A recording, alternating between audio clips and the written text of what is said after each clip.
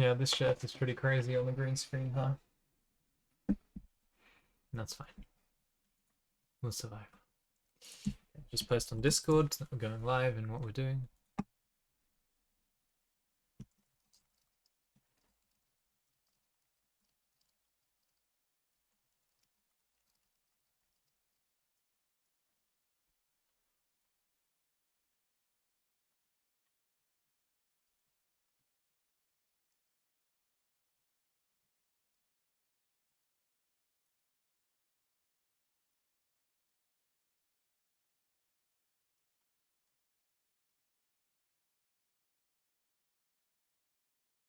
Um,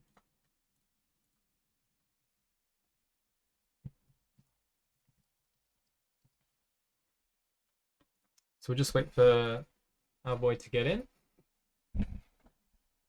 and then we'll get going. So yeah, we're doing a coaching session first. So the goal for today, or for this coaching session, is aggressive strategies that you can get much better at, and the micro is the main kind of crux, the main point. So like if you're just really good at micro and you can understand these builds, then you're gonna be able to climb the ladder very quickly. And all that you'll really then need to work on is the different kind of weird situations that can happen and pop up. So the way we're going to structure this is the first half I'll show probably like 7-8 replays, 2 for each matchup, and then maybe a couple extra for Zerg because that's the harder one. PvZ is much more difficult to kind of get a full grasp of because of the different things that Zerg can do. They can do early aggressive busts on the proxy that the other races just can't do it. Ah, there he is, Vespionage. So I was just saying how we'll do each of the races fairly equally, but we'll put a bit of extra emphasis on Zerg because Zerg is just much more difficult to understand fully. Like the amount of things that can happen in PvZ is very, very more diverse than PvP and PvT. PvP in particular is really, really one-dimensional. The games are pretty much the same 2 to 6 minutes every time when you do a Forge First Cannon Rush. PvT can kind of get into a situation where you need to back off for a second and then you come back in with a 2-base push. Or you can just go into a regular PvT from ahead for the most part with the builds that we're doing today. Yeah, exactly. The amount of Urko responses is a lot, and each of them are very strong, and you need a very solid response. So we saw today we were doing Ravager stuff, but he can also do Baneling busts and Spine busts and all sorts of crazy stuff. The 5 Nidusworm 60 Zergling attack that he did. So it can get very spicy, but I thought we'd start off with the easiest and most understandable PvP Cannon Rush. This game is, you can see, 2 minutes long, and the opponent plays really well. That's the other thing I need to mention. He actually plays this super well. Hello, Booty Mage. Welcome, welcome. So we're coaching Vespionage right now, but I will try and react to chat a little bit. But obviously he paid for this time, so the emphasis on him and his questions. So if I'm taking a while to reply to you, it's just because of that. Yeah, and after we show these 7-8 replays, hopefully that will give us enough time to then jump into AI. Oh, actually, you said you can't get on a laptop right now, so do you just want to do replays for the full hour? Because we can do that as well. I just thought we wanted to go into AI as well. But that's up to you. You can decide in half an hour as well. Okay, so here we go. PvP Cannon Rush. You chrono boost at the starts. Almost always you can do this. Okay, that's fine. We'll just do replays. So Vespionage isn't on mic or anything. He's just going to be in Twitch, and I'll be answering his questions via his asking questions in Twitch. Hi, Buck. So the build is very simple. We just chrono boost out the first probe. Immediately chrono boost. The first one goes into the mineral patch. The next one goes into where you want to build your pylon. You can build it at the gas. You can build it at the ramp. You can build it behind the mineral line. Each of them have advantages and disadvantages. I prefer to just build it by the gas. The reason for that is you can build cannons really easily to defend your mineral line later on. So if there's like an oracle or void rays or anything, you can have this area looked after.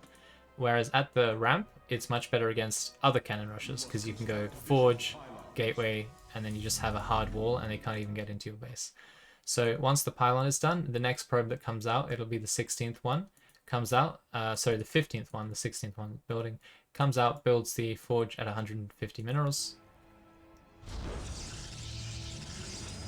Probe goes across the map. Second probe goes across the map up to the forge. The second probe is important. You shouldn't really skip it. You can, but it's a bit, it's more risky if you do that. So bring 2 probes. It will save you a lot of MMR.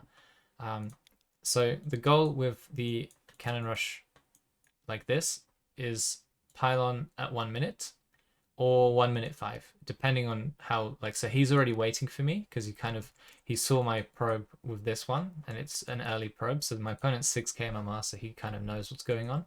At diamond, you probably won't have to deal with this as much, but just know that this can happen. This probe can come in here and try and ruin your day, block off the locations. Whatever you can teach me out to experience, I'll be happy with that. Okay, Vespionage, awesome. So the goal here is just to get 1 pylon started that will then force the opponent to pull probes and block all of the different locations as the defender. And typically what you do is you build 1 pylon on the high ground that will reach the low ground. So that's 2 different areas that the opponent needs to worry about dealing with. So you've got your pylon here, for example. It's a good place to put it. You don't have to put it where I do in this game, and you'll see me mix it up a lot.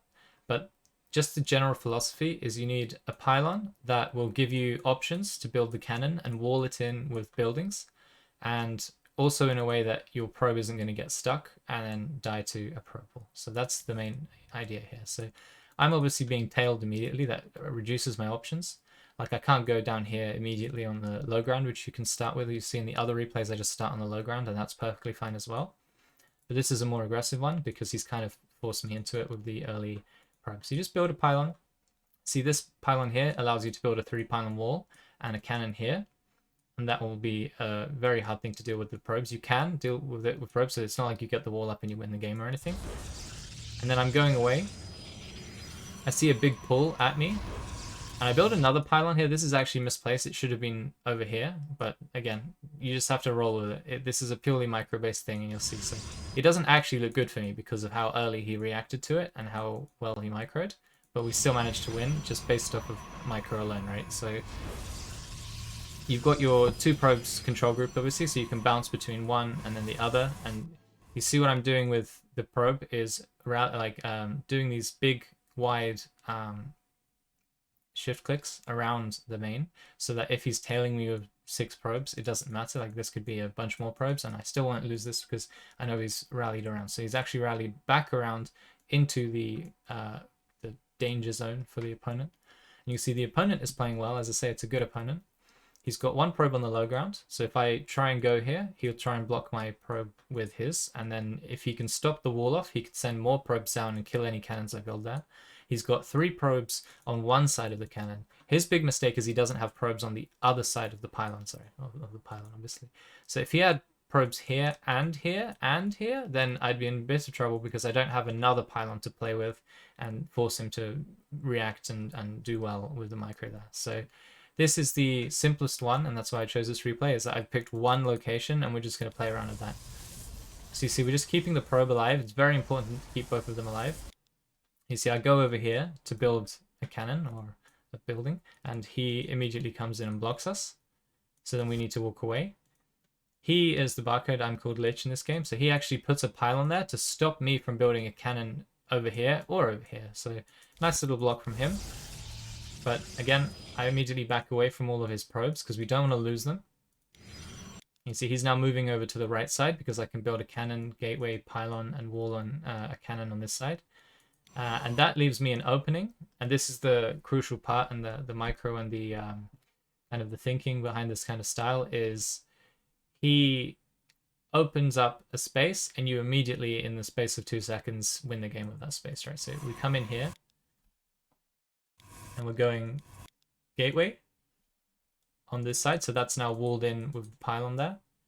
And then a cannon and then a pylon, and that's a fully walled in cannon, except for the space above the pylon here. So I could have built the gateway up one, but because he opened the space here for like a second, we're able to get this in, and this is now going to put us in a great place. The opponent did a reactive forge as well, so he's not teching, he hasn't got a second gas, he doesn't have any workers on his gas. He basically says, I'm not going to get ahead in any other way than shutting this cannon rush down, and then I'll go into my gas and my cyber and everything. He's got a probe in my main, so he can see I'm also not taking gas or expanding or anything. He knows I'm committed to the cannon rush. And now it's on him to try and kill this cannon. He doesn't have his forge up yet, so my cannon's going to be much faster than anything he can throw up. He can't get probes on this cannon. He can get one, and he can also make a zealot and try and walk that in. So that's what he'll do in a second.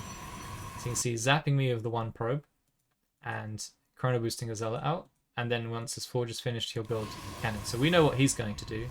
Again, trying to keep the probes alive. He's put 6 on this probe, but we're keeping them alive. Let's split them up and put 3 on one, 3 on the other. Again, just shift clicking, the same thing we did all game, shift clicking around the base. He actually does manage to kill one of my probes, which is really bad for me. And I build another pylon there and cancel it. The idea here was I'm then going to shift the attention over here, but he didn't react to it, and I couldn't have done anything with this anyway, because he's got zealots coming out, he's got his own forge, so he can build a pylon himself as a reaction. So this was just a bit of a distraction, something you can do. So we want the shields to come back on this probe before we play with him anymore.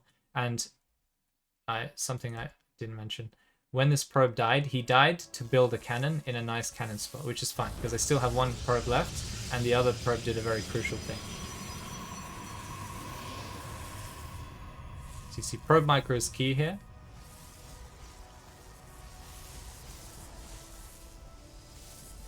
And we're just going to build a cannon here. And he's going to now die, but at least we have this cannon up. And it's in an awkward place. You can see he's got 2 on there. He's building a cannon. He should have put this probe on the cannon. There's just 1 zealot versus 1 cannon, and the rule of thumb is, actually you can fit 2 in that, so you could have had 2 probes on there. But the rule of thumb is if the cannon finishes with half health, it will kill the zealot if there's not a huge surface area for like 6 probes to attack the cannon as well. So it's really good to know that, because you know if you can continue the cannon rush or not, just based off of how much HP the cannon has when it finishes. So I know that this is going to kill the zealot and then some probes, and I can continue with this probe. You can go back up on the high ground and continue building cannons. So cannon on the low ground kind of says, okay, at the very least we're going to have something here, but I will cancel this and build more. You see this little block here as well. Something very important to do is just to deny some of the damage on your probe.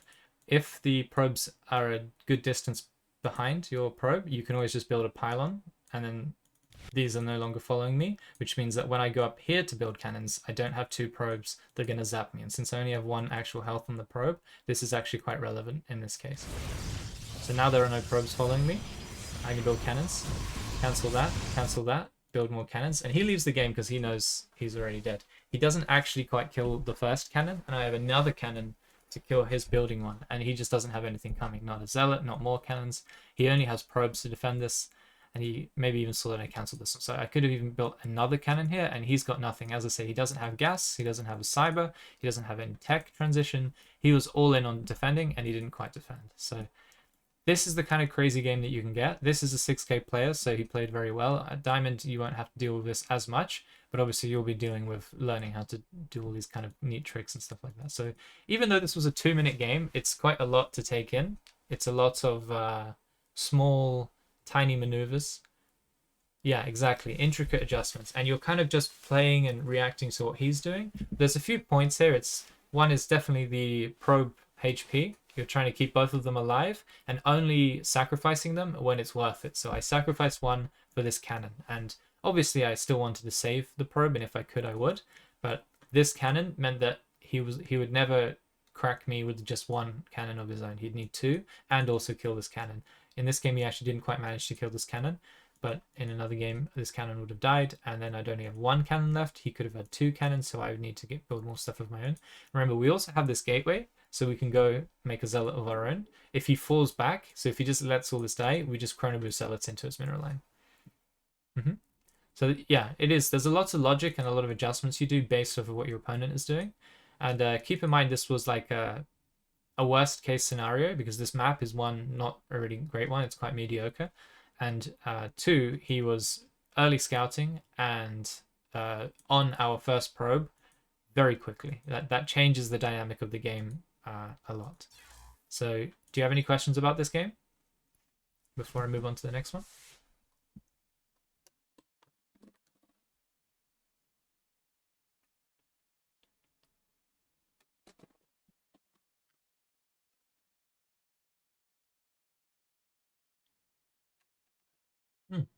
Why am I so thirsty? It was pretty clear? Okay. Yeah, as I say, this is the cleanest game you'll see today. And, well, cleanest in the sense of the philosophy, right? We just won with micro, probe micro, and buildings. And 2 minutes later, we collect our 30 MMR or however much it was. This is like the funnest way, I think, playing PvP. I've played a ton of macro recently. You saw me play against Hubsayer. Saw me play against on the ladder, but this is still my favorite way to play PvP. It's just me and my opponent back and forth, reacting to what each other are doing for 2 to 6 minutes, and then the game ends, and that's perfect. That's definitely my favorite way. But yeah, that was the simplest way. There's no Stargate transition, there's no robo, there's no gateways. This is just cannons, and the gateway wins the game, and that's fine. That's one way to play the game. And you asked for micro, and this is the most micro intensive thing, because if you're just a little bit slow on trying to get your things up, your buildings up, or your probes are not being shift clicked well enough, precisely enough, or you walk into some probes without reacting to them coming at you, you're just gonna fall flat on your face. So it's just a micro war for 2 minutes to 6 minutes, which is cool. That replay actually isn't in this folder, but I will put up all of these replays plus the one we just watched in my Discord, or I can PM them to you, depends on what you want. Okay, so this is going to be a completely different PvP cannon rush. Opponent's only 5.5k, but he's still good. That's still a good MMR.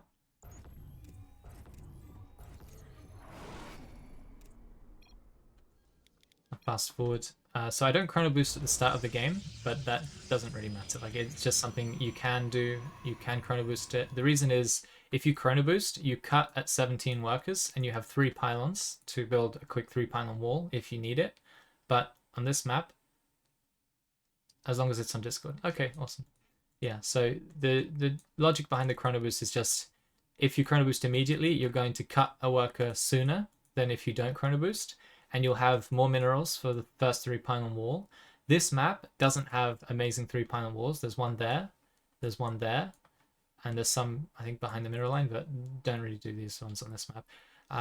So on this map, I didn't chrono boost because I know I'm not going to need a 3-pylon wall very quickly. Whereas on Romanticide, I was prepared to do a 3-pylon wall on the high ground. It just, because he was so quick on me, on top of me, I decided, let's leave it. Just do a dance cannon rush where you build pylons on the high ground and around the other side of his base, and you just dance around for as long as it takes to win. Okay, so this guy is looking around for my probe. He finds it. So he kind of knows something is up already. He doesn't necessarily know it's a cannon rush, but you can infer, because this is a very early probe scout, if it is a probe scout. So immediately you can see he tries to wall us out, and he builds a second gateway, and we just build a pylon to secure the ramp. He has to cancel the gateway he just built in order to do anything on the low ground, or he just says, okay, you can have my ramp, and I'm going to try and tech out of it later. So it's an interesting situation, different from the last game, and we're not going like, so the equivalent of what we did last game would be to build the pylon there and to fall into the low ground, cannon here or cannon there, or try and get a high ground cannon up like we did last game. So that would be the equivalent. This time we're doing a ramp cannon rush, and it's all about securing the ramp, breaking the ramp, and then using adepts. If he doesn't make a zealot and cannons over here, we go adepts. If he does, then we can just go straight into a Stargate, we can go into Stalkers, we can go into a Robo, depending on what we see in the game. So you see he's like, okay, you've got this wall off, I've got a probe coming into your main. This guy over here is going to come into my main. That gives him the option to steal my gas. And we build another pylon on the low ground. And that's so we can build cannons here, because this pylon doesn't quite cover the left side of the ramp. So we have this cannon here. We've got 2 cannons because he's got this hard wall off, and we want to crack his ramp and then build high ground cannons because he doesn't have a forge. He's just got the zealot coming out. We want to be able to crack the ramp and then go up to the high ground. And 2 cannons obviously will do that much faster, and you just kind of need it. 1 cannon destroys gateways very, very slowly. So very different from last game in that he didn't do a big probe pull and try to out-micro us. He just decides to defend the ramp temporarily because he knows it's going to die, and then play it out from a tech versus tech perspective. So we already know it's not going to end like last game. So I'm doing a trick here. You see the gateway's making a zealot. The zealot's about to pop. And if my probe, this one, was 1 square, 1 centimeter, whatever, upwards towards this gateway, this zealot can't escape onto the ramp and is instead forced to go back into his main. And that means he basically wasted a chrono boost and a zealot, 100 minerals, to do nothing, right? Like he just doesn't get any damage of that. Apparently, and I'm still confused about this, apparently this probe isn't high up enough to do my trick, which I came up with, by the way, just... okay, you're already familiar with this trick. Okay, that's very useful because it's actually very relevant. Even in this game, it's very relevant. So he manages to squeeze the zealot out of this space. It just doesn't look like it should be able to, but apparently both of these probes could have been scooched up a little bit and that would have been fine. So he does get a zealot out, and usually what happens is the zealot goes across the map. I build a cannon here, and then that deals with the zealot, and you might need to kill it if it tries to kill your gas or something. But it's not the end of the world when this happens. It's a nice thing as the defender to send the zealot across the map. He does manage to steal my gas, which is really embarrassing for me. So I mess up 2 ways here, but this is just something that you just have to play through, obviously, because these mistakes happen. In order to stop him from stealing your gas, obviously you just put a probe and hold position it on the assimilator until you want to take the gas, and then we take our other gas. So knowing he's stolen our gas, we know we're not going to go Stargate this game. Sam brings 3 probes. Yeah, that's right. I remember him saying that. Like, don't do that. That's way too expensive. Sam's crazy. Definitely don't do that. It's already expensive to bring 2. Yeah, I remember when I first started cannon rushing, I refused to bring the 2nd probe, but eventually I bit the bullet. But yeah, this guy tries to kill probes, which is a bit silly because probes are faster than zealots, so I have to AFK for him to actually do anything here. Now definitely this should go across the map. But the zealot actually still provides value in that these 2 cannons should deny the stalker, but instead they shoot the zealot a bit, and they also shoot the gateway that's not making a stalker. So that was a mistake. You can see obviously from my perspective, one gateway is shimmering and the other one isn't shimmering, which means this one's not making a unit and this one is. So I should have already retargeted onto this gateway and made sure that the stalker dies. I'm even zapping the gateway with the probes the wrong way. But had I just retargeted properly and the probes blocked the zealot out, we would have definitely denied the stalker, and then the opponent has no units, and that's it, no units. I could actually just build cannons on the high ground, make a zealot, and he would basically be super dead just from that alone. Unfortunately, he manages to get the stalker out, and he's got me gas capped, so this definitely changes the dynamic of the game. Usually, like as a rule of thumb, if you're ever asking what should I do, build a Stargate is the answer, and go Void Race is the answer. But things happen, so I wanted to show you just things happen, and you want to be able to play differently. So I actually put a 2nd gateway here, and then I go up here and I'm like, actually I can get away with a robo. It just felt like if he had a Stargate coming, I would be able to deal with that with the first few stalkers, and then the Immortal will come in, and we've got a nice kind of area here to defend, even if he does get a Stargate. But he actually doesn't end up doing that. So we cancel the gateway and we build a robo. We have high ground vision for a while as well. That's important in trying to understand Like, if I have a Immortal, will I be able to see up the ramp, or am I going to have to walk up the ramp and take big shots from 3 or 4 Stalkers every time I try and get up the ramp? But we're going for an Adept and a Robo, which means that the Adept will be able to shade up and just using that little micro, just be able to see and give us vision, even after this pylon dies, which it should die, because he could just put the Stalkers there and kill it for free, right? Super Battery goes down, which is not a bad idea for him, because basically I can't do anything against that, so that's pretty good from him. He's going for the Cannon, because he knows he's just not going to lose the Stalker whilst he's got the Super Battery. The Adept goes in and it's just going to distract the Stalkers. So instead of shooting my Pylon right now, the Adept is dragging the Stalkers away so that they have to shoot the Adept. I could cancel the Shade, but since I only saw 2 Stalkers, I think I keep it. Oh, no, I see the 3rd one with the Shade. Okay. So then he's back to shooting my Pylon and trying to deny vision. We're still making Adepts here. The Adept also sees his tech. I don't see any tech here, so I'm like, okay, perfect. Maybe if I saw it was Void Rays and a Stargate, then I would have gone Warp Prism and another Gateway, and we'd have just made Stalkers and a Prism, and you can kind of do damage with that, and the Prism is useful off of the Robo. But since we didn't see anything, we actually go for the Immortal straight away. The Zealot's just being cheeky and getting some free hits, distracting the opponent. Do need to move him back. And the Adept is just doing the same thing, providing high ground vision and threatening the mineral line over and over again. We do have shield battery, so we're not really going to lose this Adept. Chrono Booster we see on the Robo. Meanwhile, we did build a cannon here and built gas. I haven't quite put the... Okay, there we go. Haven't quite put the saturation on the gas yet. And generally, like, don't cut probes. You can always go up to 16 on minerals and 3 on each gas. And no more than that, no less, is just fine. Because the game is going to kind of stagnate and play out. So you just want the same economy as your opponent. You don't want to play like this guy here. He's playing with less resources, and that's fine if you're going to do some insane damage with the cut that he's done, but you know, it's shield batteries and cannons. How much is he going to do with some Stalkers, right? So he definitely needed to continue making probes. He's actually floating minerals right now because this is a stressful situation for him, of course. He's waiting for his warp gate. We, by the way, got supply block. That's something I should have been able to understand, is that once this pylon dies, I'm going to need another one. But sometimes I'm a potato, it happens. Adept providing some high ground vision. We don't want to be too aggressive here. Again, the pylon goes down, and it's the one that's powering the Robo, so we end up getting unpowered as well. I made so many mistakes this game, actually.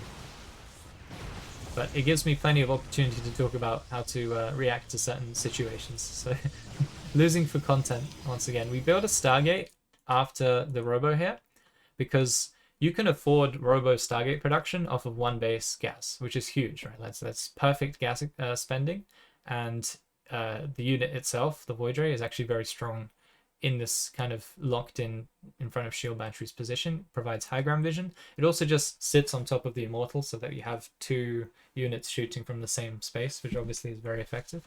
So he'll have a bunch of Stalkers, and we'll have all of our DPS in like a 3 Immortal space. So that's why Stargate is such a nice follow-up after Robo. Even if you don't go Stargate first, you want to get a Stargate after the Robo. You could do something like expand and go Blink, get Warp Gate, and then play from there, but I know you don't want to go into that direction. You want to go into a 1 base situation, so that's what we'll do here. So we just sat here. I'll do it from my perspective because obviously when you look at it from all, it looks like I can see what's going on here. I can't actually see that much. I've got the Adept shades to see the top of the ramp, and I can maybe go a little bit behind to see if he's gone for a Twilight Council or a Robo or a Stargate of his own. But all I'm seeing from him is Stalkers, and he's still not saturated his base. So I'm kind of thinking, where is your tech? But the reason he doesn't have tech is 1, he's just floating, and 2, he doesn't have a second gas, so he can't really afford anything other than just making some Stalkers.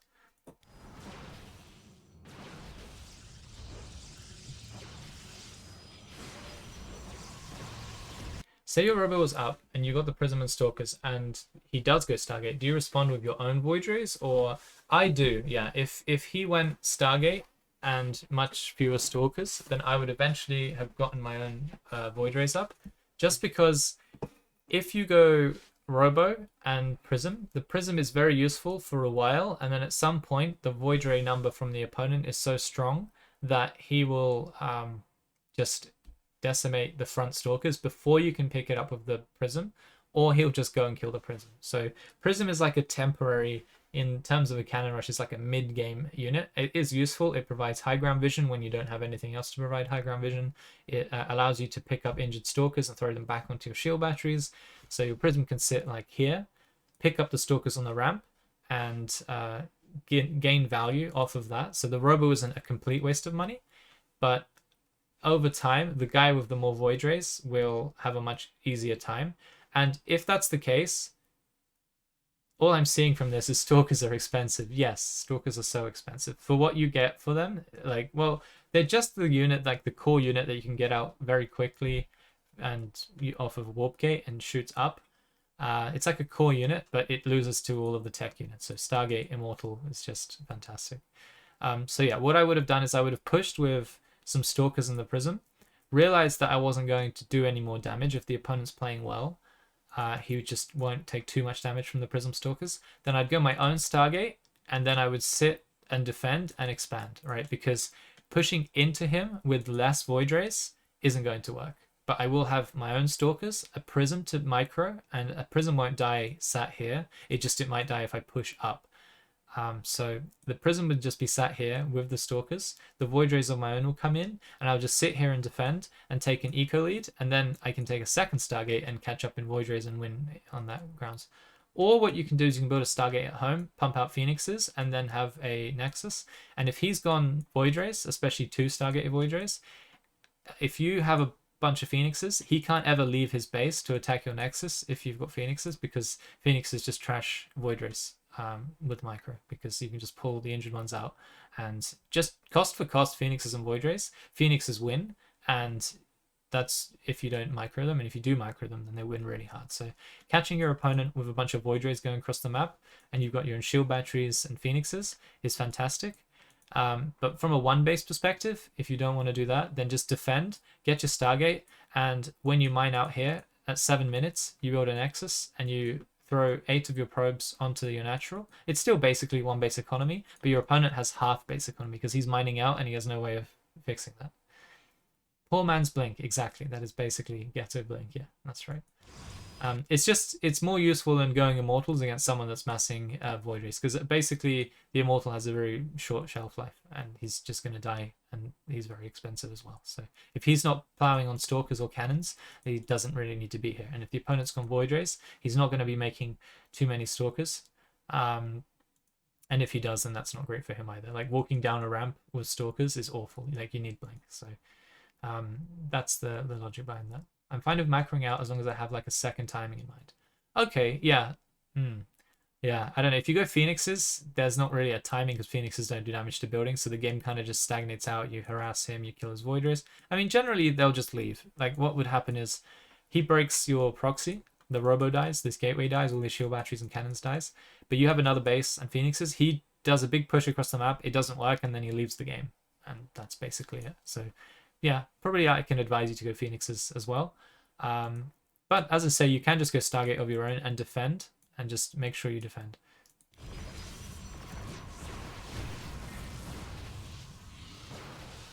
So again, it's quite awkward here because I don't have reliable vision. We're going for a Prism now.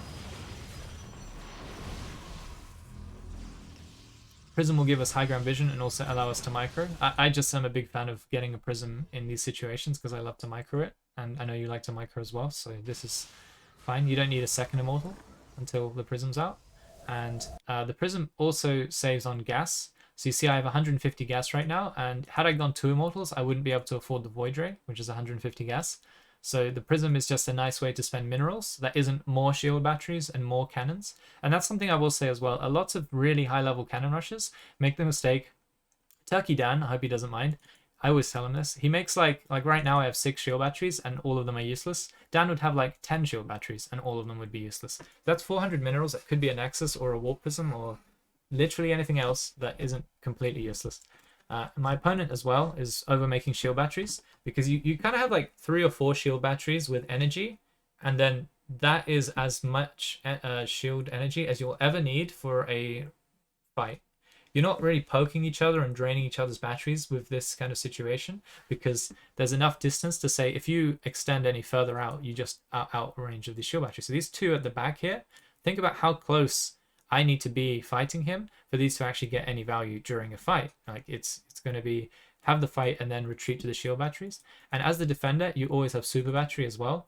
So I don't mind this forward shield battery because you can overcharge that and push here easier, but I really don't like these back shield batteries from him. Likewise, I have these two shield batteries at the back.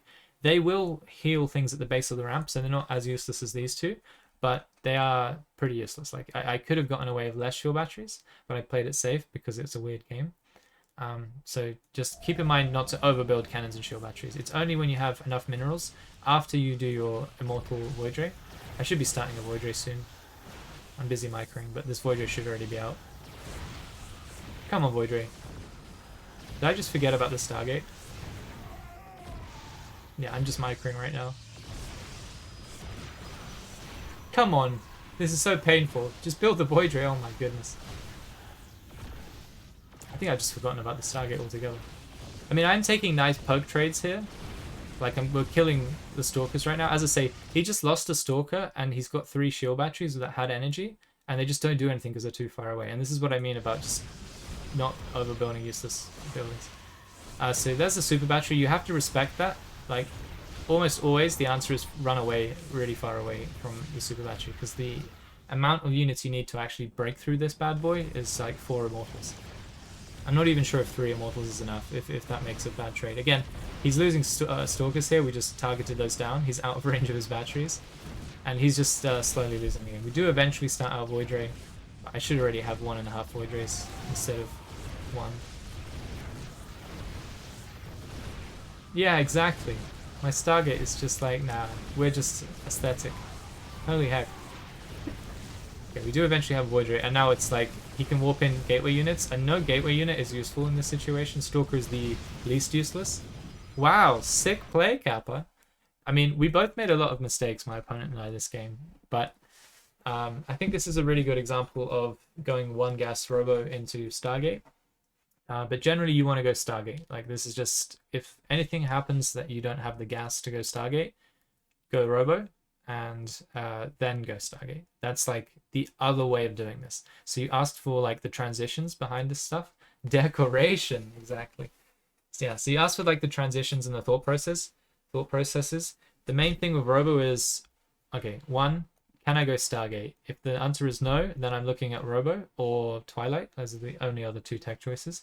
And Twilight is just a bit bad. Like, it's bad against him going Immortals, and it's bad against him going Void Rays, and it's also bad against him going Stalkers, because even though I have Blink, I have to push up the ramp with no high ground vision, and he has a bunch of shield batteries and a bunch of his own Stalkers. So there's no real situation where Twilight is the answer. It's literally Robo, Stargate, or Expand, and we don't want to expand, so Robo or Stargate, and Stargate's just much better. Void Rays snowball much harder than Immortals do, and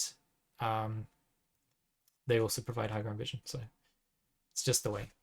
But sometimes you have high ground vision and you have a Robo instead of a Stargate. That's just something to keep in mind. Yeah, Twilight is a lot of auto loss. You're also open to DTs because you have no detection, other than cannons, I guess. So yeah, it's a little bit rough. The defender can go Blink though, because you can get 12 Stalkers and Blink on top of a Void Ray and kill it, and then just walk away, and he'll lose 1 or 2 Stalkers, but he'll always get a Void Ray with the forward Blink. So that's perfectly fine. And if your opponent does go, I don't need to show you replay this because it's very uncommon. If your opponent does go Twilight and all you're seeing from him is like millions of Stalkers, you want the Robo after the Stargate. And that's the only time you go Robo after Stargate, is when your opponent's spamming Stalkers and he's got Blink. Because in that case, Immortals are worth, because he's only going to have Stalkers, and Immortals just plow through Stalkers. Otherwise, you go Stargate, and then you go second Stargate when you have the gas. You can't actually produce 2 Void Rays at a time from 1 base gas saturation, but it's also more than 1 Stargate Void Ray production at a time. It's like 1.5. So the second Stargate allows you to spend the gas that you've built up over the time with having 6 on gas, and then you have 50% more void rays than your opponent if he's going void rays. So second Stargate's definitely worth it, but don't build it too early. Generally, it's about after the third or fourth void ray that you have enough gas to actually build that. Yeah.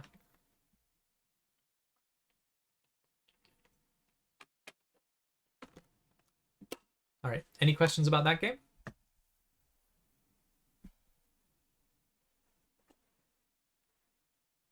I think I covered the different scenarios quite well. Makes sense. Okay. All right. So we're back to a reactive forge game. So there's basically three main defenses. And in the first game, we saw a big probe pull from the opponent, and he just tried to basically block all of the cannon locations. Because I went high ground, it's much more aggressive, and the game ends in 2 minutes. Even with a big pull, it ended in 2 minutes. So there's the micro round defending the high ground with probes, and the cannon rusher has to be very good at dealing with probe micro. Then there's the low ground start, which I think I'll do this game. And then there's the third one, which we just saw, where you take the ramp and you wall off the ramp and you play around his ramp for the whole game. So that was the second game. And those are the kind of three different situations. There's ramp, there's low ground start, and there's high ground dance around. If they went forge first, that is a completely different kettle of fish. Yeah, that's a tough one. Forge first versus forge first is very annoying. I could find some replays for you because I've got millions of them, but generally speaking, try and gas gap your opponent and try and get a Stargate in his natural. And then it's just Void Ray versus Void Ray again. And if you can gas cap him, then you're going to have more Void Rays and win the game. And that's pretty much the fastest, simplest way to win that. But if your opponent is really good, he'll deny the gas cap, and you'll deny the gas cap from him. And you just basically stagnate out into a macro game. Or you try and cannon rush him, but your opponent has a forge, so he can build his own cannons to defend that. So generally speaking, the game is really gimmicky, and like, I'm going to hide a cannon in your the corner of your base and try and surprise you with a cannon rush before you can build your own cannons, that kind of stuff. It's just a big mess, basically. There's definitely no cookie cutter way of reacting to another forge first, because you're kind of leveled off, right? The aggression from your forge first is negated, and you have no advantage over your opponent, and your opponent has no advantage over you. It's a bit silly. Ramp, low ground, and high ground dance around. That's right. That's right. So we saw game one was dance around on the high ground, second game was ramp, and this third game should be low ground, if I do this properly. So we poke up the ramp. That's to see if he has a forge. Also to see if he has a wall off. Some crazy Protosses don't wall off. I was one of those up until recently. And you go down and you build your low ground cannon spot. So this map and Jagannatha have really good low ground spots. So I almost exclusively will go for the low ground if it's not blocked. You just build a pylon here. If it is blocked, then it's the same game as on that Romanticide game in game one. You can go high ground pylon here, you can go high ground pylon here, you can go high ground pylon here, and you have low ground, low ground, low ground, and then you go up to the high ground and try an aggressive cannon rush and play like that. So that's if you don't get the low ground up, you can try those three locations there. But generally, if this is free, then this is free. Take it and have a good time with it. So reactive forge from Enigma, pylon wall off as well. That's a mistake from him because I'm not really going to go up to the high ground after starting low ground. I mean, I could try, but it would be very weak. Like, the pylon on the high ground would be too late. If you want to go high ground, you start high ground and then fall to low ground and then go back up with the first pylon and build cannons there. So this wasn't really necessary from him, but it's not a big deal. Yeah, so this is the low ground one. Every low ground location will have an easy 3 pylon wall that will deny the probe from getting in. If this probe gets in, then obviously at best we can kill each other's probes, and then I'll have no probe here, and he won't either. And at worst, he gets the first sap in. At best, I kill his probe, and then we just build the cannon anyway. But the objective is always to wall out the probe and deny any possibility of just losing the location here. Okay, so the cannon will go as close to the ramp as possible. We can cancel these two now. I can see he's got a hard wall off here, so I don't even need to worry about walling this cannon. because what's he going to do? He can't actually send more probes down here. If he didn't have this wall off, then I would be worried about him just pulling a bunch of workers and trying to kill this cannon. You can wall off with, even if there's a probe here, you can wall off with a pylon here and a gateway there, or a gateway here and 2 pylons there. Just make sure that there's not 5 probes that get on this cannon. 3 is enough to kill a cannon, but not if it's already started for 10 seconds, which would have been the case here. So, yeah, so we get this up for free, basically. He has a reactive forge. We're not trying to go high ground, so the reactive forge is quite bad. And here we do actually get the zealot block off, which is funny because it seems like this is worse, like less coverage from the probes than in the last game. He chronos out the zealot, and oh, the zealot is on the wrong side. Fantastic. He's starting to kill his own pylon. I don't know why he's doing that because, well, I want to kill that pylon as well as he does, so I'm not sure why he's helping me. We have the second cannon here. Could have placed it over here, closer to the ramp, onto the right side. It would have been more useful as the game progresses. Okay, so I make a very silly mistake here. I send 1 probe up to the high ground. We're threatening the pylon here. I would have just cancelled this because he has his own pylon. He can build cannons here. There's no way we're going to cannon rush him here if he's got a pylon as well, especially if it's faster than mine, right? So this was just to maybe force a cannon or 2 out of him and then cancel this, and then he loses more money than I do. But instead what happens is I had my probe here and it died to this cannon on the ramp, which is just such a silly mistake for me. And then this probe is the only one left and he's getting surrounded in his main. We can keep this alive for a few seconds, but it's not a long-term solution. So what I do here is I just send it to the cannon so we can kill one of his probes as well. At least I get something for my trouble. Chrono a zealot out because I know I can just run him in. The whole thing with Gateforge is that his cyber is late, which means his Stalker and his Adepts are going to be late. And that means that I can just walk up the ramp and make sure that I can harass him with the Zealot and then the Adepts. And he really can't do much about it. He can't wall off, which is what you normally do against Adepts, is just you wall off and stop the Shade from coming up. And he can't even stop the Zealot from running. Because if he tries that, then I've got 2 cannons here. We're going to bust whatever he builds here. We even have this pylon for high ground vision. So I can actually see anything he builds here, and we're just going to stop him from stopping our harassment. In the meantime, so this is quite important, I guess. So during all of this, we've taken 2 gases, and we'll try and figure out the timing here. So we have the first pylon. You still go Zealot even if it's Cyber though. No. If he had a really fast Cyber and no, if he had like a 2 gateway wall off and a Cyber wall off, or 3 gateways and a Cyber is something that happens as well, I don't make a Zealot. You only really, okay, yeah, as a rule of thumb, only make a Zealot when they go Reactive Forge. That's a really good question, actually. It's a good catch from you.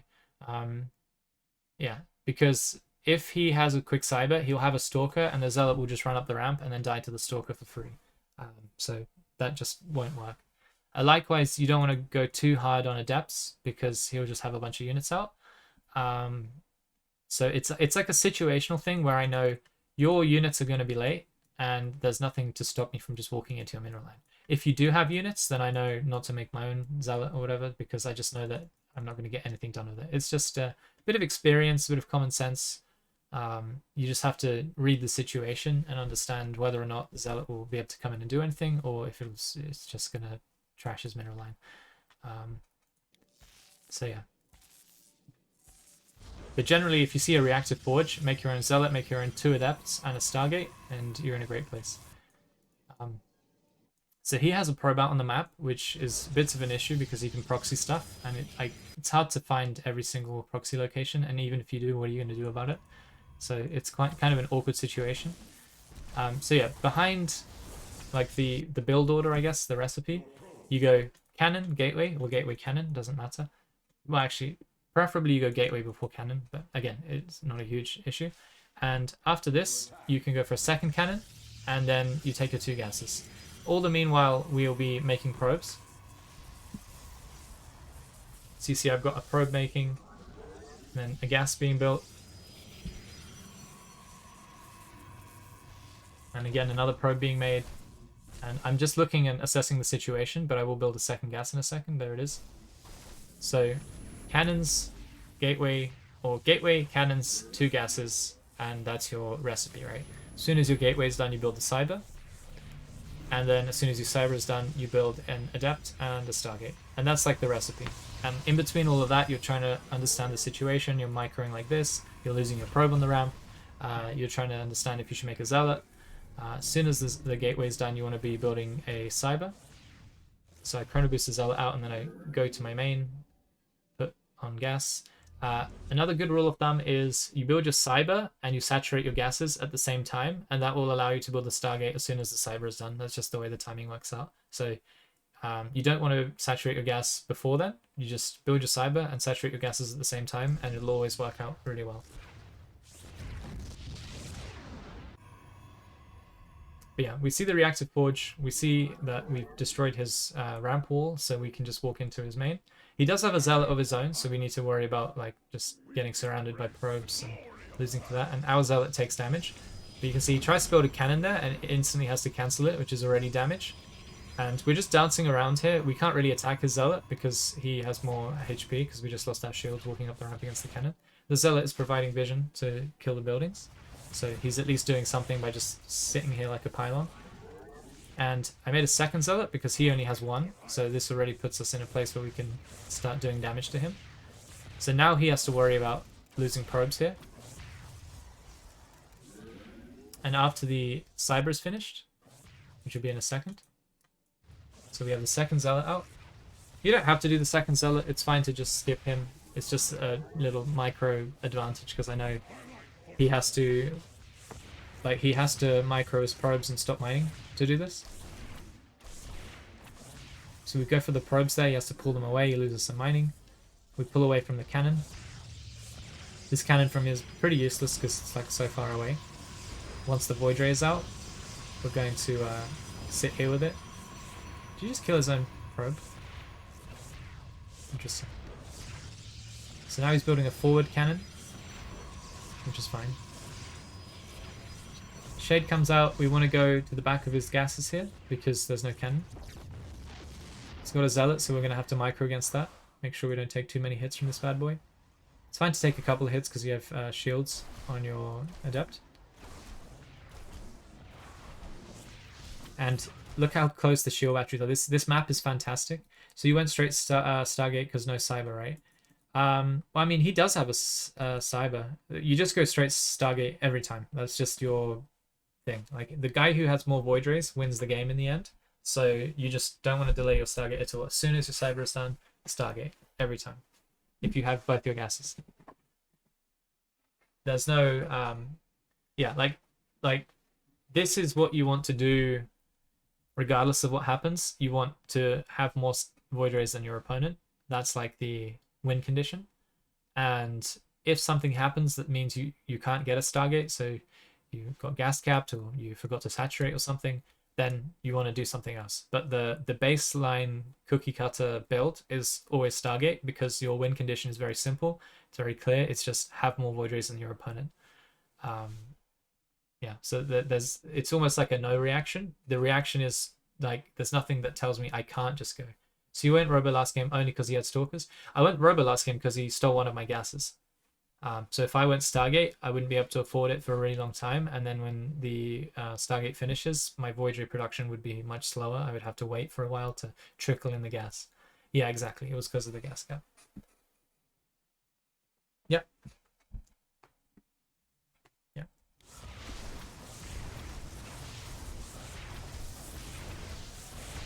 But this is what you want to be doing for the most part, is Adepts denying his gas. And what you're doing with the Adept is you're trading minerals and a very small amount of gas. 25 gas is not very relevant. If you can kill some probes and stop him from mining on his gases like here, then the Adepts pay for themselves in both mineral and, more importantly, in gas. So you're just trying to get more gas in your opponent so that if he goes Void Rays himself, then he has to slow his production down. So he's not mining off of one gas right now, and we're mining off of both of ours. He's actually got a Stargate in my natural, making Void Rays as well. And this looks really bad because it's completely undefended, and he's got cannons and, well, actually he's just got one cannon, and Stalkers being made here. But because we have shield batteries here, we've denied his gas as well. So he just won't be able to make as many Void Rays as us as the game goes. So if we base trade, I'll have more Void Rays and win the game. So it is just a very simple case of I have more of this unit and you can't make anything other than this unit as well to trade. And that's just what happens with this game.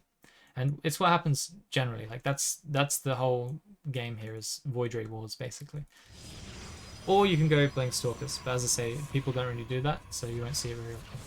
So you get to micro here on this map, you get to micro your Zealots to the shield batteries and back, trying to pick off the probe here, and you can also micro the Adepts at the same time. He actually gets the surround here, and we shade out of it, but would have been nice if I just moved. And I'm actually sending the Zealots with the Void Ray here. We're going to sack the Zealots, but it's not going to matter too much because the time has passed.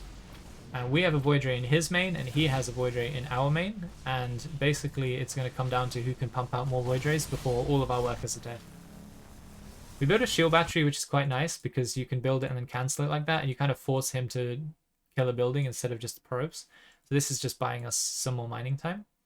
And at no point do you ever pull workers because you want to keep mining gas in this situation. We can't defend this anymore, so it's just a base trade. But since half of our base is in his base, we end up just easily winning this. This guy's 6k, by the way, so it's not a bad player. That's why he had a crisp response. You know, he knew he wanted to go to Stargate in our natural and get his own Void Rays out.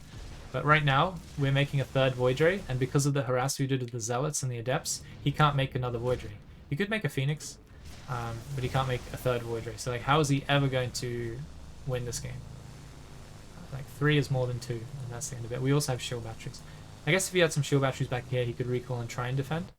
You see now he does a Desperation recall in the hopes that I'm just attacking this Nexus and he can kill my Void Ray for free, basically. But we have shield batteries and one more Void Ray, so we instantly pop the overcharge in front of a shield battery, and the game ends very cleanly, very crisp. Yeah, any questions about this game? This is, as I say, this is like the standard way of cannon rushing, especially on this map. Like this location is the one you want to be using, and Reactive Forge is going to be the most common response on this map because of how close you are. The threat of the high ground cannon rush is much higher on this one, so people almost always go Reactive Forge. So this game right here is going to be like 80% of the PvPs if you go Forge first like this. It's quite reassuring to know that. But obviously this applies to any map. It's just you're starting on the low ground, you control the ramp, you bust the buildings on the ramp, send an Adept up there, and basically have a good time like that. Makes sense? Okay. Alright, so that's for the PvP. So we saw all 3 different types of cannon rush: the dance, the ramp, and the low ground, and the different kind of things: gas capping, Adepts and Zealots, Void Rays, Immortals, and just winning with cannons outright. So it's pretty cool. Let's have a look at PvZ now.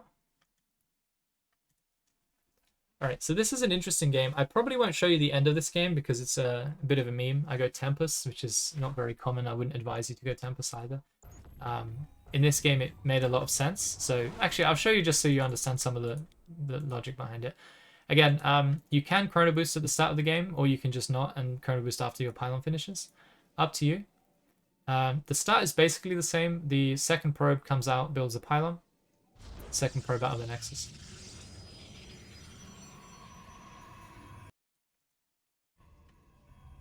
Pylons, what am I saying? Second probe out of the Nexus comes out, builds a pylon. Actually, it's the first one. What am I saying? If you don't Chrono Boost, it's the first one. Then the 15th one comes out, builds a Forge. It's the same exact timing as before. The first pylon goes down at 1 minute. That's the same in PvP as it is in PvZ. 2 probes, second probe goes after the Forge.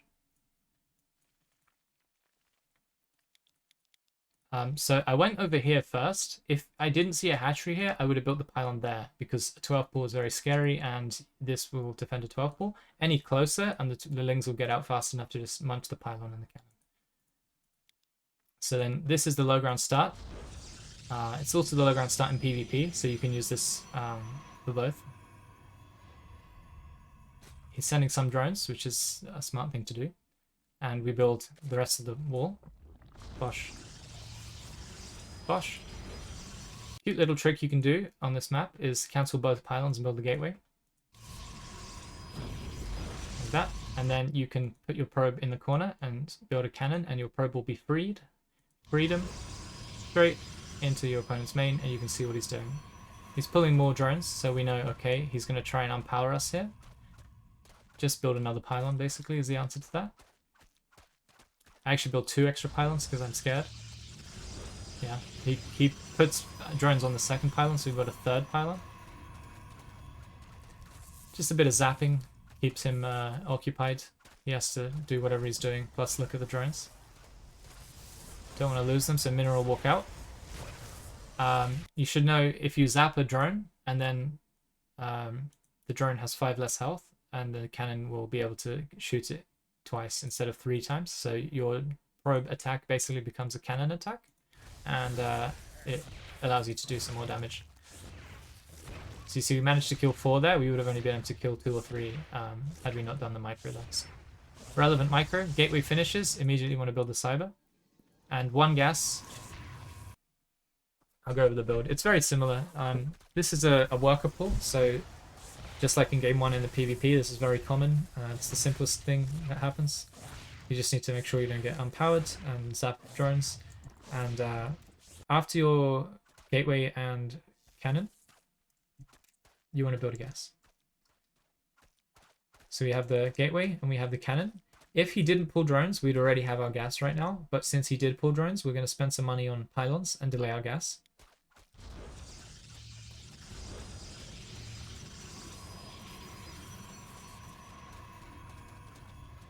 So I should build my gas soon. I'm busy zapping drones right now. Also, we're just producing probes. So there's the gas. We're still producing probes during all of this because there's no real threat here. Like, I know if I build pylons, then the cannon won't be in any trouble. So we're absolutely fine here.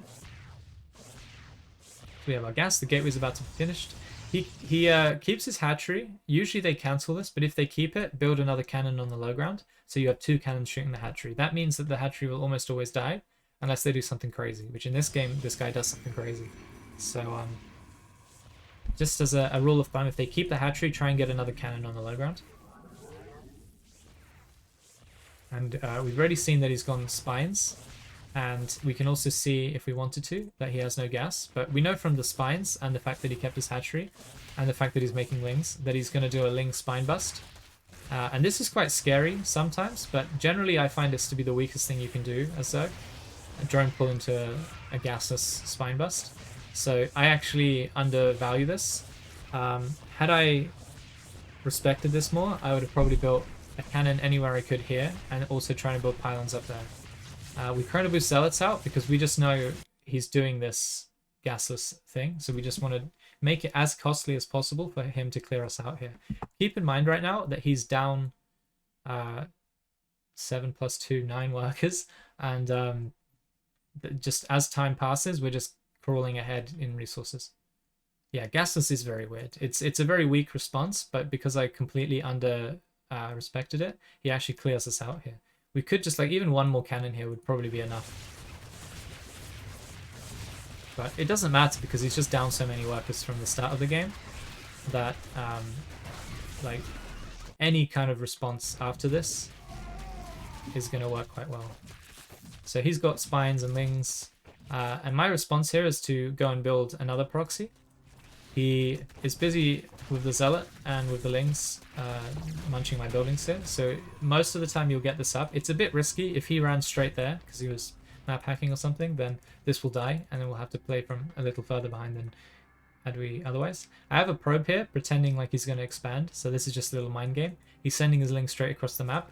Actually, he's quite a good player. So he even scouts this here. Look, he's looking around the proxy locations. He finds this one, but it's way too late.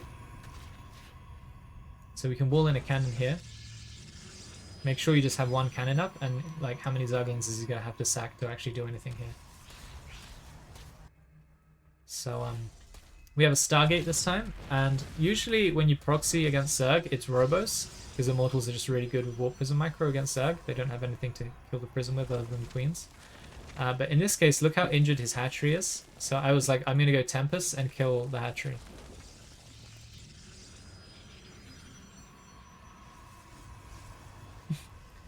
Yeah, I mean, if he's map hacking, we have all sorts of problems, but yeah, I think this is a very situational thing, so I'll just speed through this because it's not particularly useful to you. It's just that his hatchery is so low on health and he has no tech because he went gasless for the longest time. All he can do right now is drone basically and make queens, which is what he's doing. Making 5 drones at a time and 2 queens at a time. He's finally taking his gases, but he hasn't even begun to get any gas mining at all. So the Voyager is going to come out and he's gonna say, okay, I can't kill this queen because another one will pop. I'm just gonna kill a drone and then run away. Meme pest, that's right. We have the fleet beacon at home.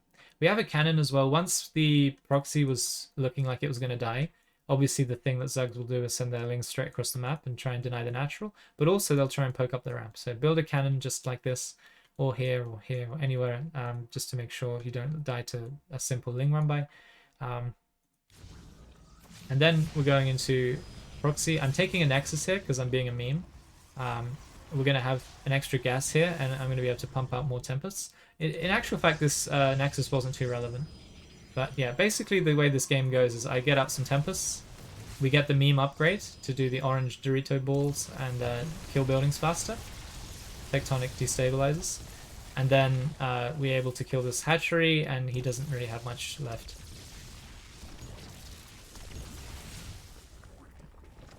Queens are good at defending Tempest for a while, but after a certain time, they start failing, and you can just snipe off queens with 5 Tempests. So I recalled from my main. It's basically 1 base economy, but we have an extra gas for more Tempests. Although I never actually built a second Stargate this game. I should have. We would have had a much better time. So let's just speed through this. We're just literally pelting him for ages here. Pelt, pelt, pelt, pelt. He does take a 3rd base here, which is good because once I kill this, he can just put his drones on another base, which is a good idea. You can see we're starting to pelt his queens now. I'll actually start killing them. And this is only 4. Once we have 5, it's even easier, obviously. He goes for a crazy Bane bust over here. But even if he kills every building here, he actually just doesn't have anything to deal with Tempest. So we just win on the basis of him having no tech. You can't just rely on queens forever. So he does a huge Veiling bust. We're killing queens that are walking from his main. He does come in here and just attacks the Nexus, which is a bit silly. He could have at least killed a bunch of probes or a bunch of cannons with those Veilings. We have a super battery because of the Nexus, which makes keeping our cannons alive a bit easier. See, this cannon's just never going to die because of that. And he just has nothing against the queens, and it's GG. As I say, this was super situational. I feel so bad for him. I used to go 16 hatch, 18 pool, 19 hatch, gasless open. 16 hatch, 18 pool, 19 hatch, so a 3 hatch, a gasless 3 hatch. Yeah, that used to be a thing, I remember that. Like, just seeing so many hatcheries and no gases, and then a billion Zerglings whenever I could attack them. Yeah, I remember this. So yeah, that was a drone pull from the opponent and a hatch first. How do you sleep at night doing what you do? Very soundly, Toik, very soundly. I mean, I also do macro, if that makes you feel any better.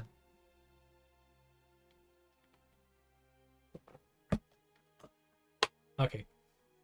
So that was one thing that Zergs do, which is drone pull, and then some sort of gasless attack. And the other one is, this is sort of ex-pro player, so he's much better. So he's at 6.3k right now, 6.4 if you round up actually. So he's a very solid player. And he's not going to just pull drones and hope for the best like the last guy. He's going to do something a bit more refined. That's true, Vespionage. I only sleep at night like 2 hours a day. So. Okay, so here we go. I actually built a safety pylon here. So again, do not skip this part because otherwise you're gonna hit the ladder and they're gonna just they're just gonna oh yeah, of course you're a Zerg main, so you know all about sort of. Yeah, so if you skip this pylon and just hope he goes hatch first and he doesn't, then you're in a lot of trouble. There's literally nothing you can do to stop the links from just killing you, right? So build the pylon, put it on a control group. And then, oh, it's a hatchery. If there's no hatchery here, he's gone pull first or he's gone proxy hatch. So don't cannon rush here. And the timing works out is that your probe gets in there. If there's a hatch there, it's hatch first. Otherwise, it's not hatch first, right? So cancel the pylon, and we go here on Oxide. Don't tell me this worked on sort of. I mean, this worked on Sue. This works on 7k Zergs. It works on everyone. It worked on Dark twice. You know, Parting versus Dark recently? Guess who coached him? This guy! I was so proud of Parting. He won both of his Cannon Rush games and then lost all the other games, so I'm going to take credit. Alright, so there's a drone pull, but it's not super committed. He doesn't lose drones like the last guy did. He realizes, okay, these cannons are getting up, you're going to keep the proxy, so he immediately goes back. It's good to drone pull a little bit, but it's not good to drone pull a lot. So you were watching Uko recently, and he would pull 1, and I think that's the optimal number, but you could pull like 3 or 5 as Zerg and still be okay.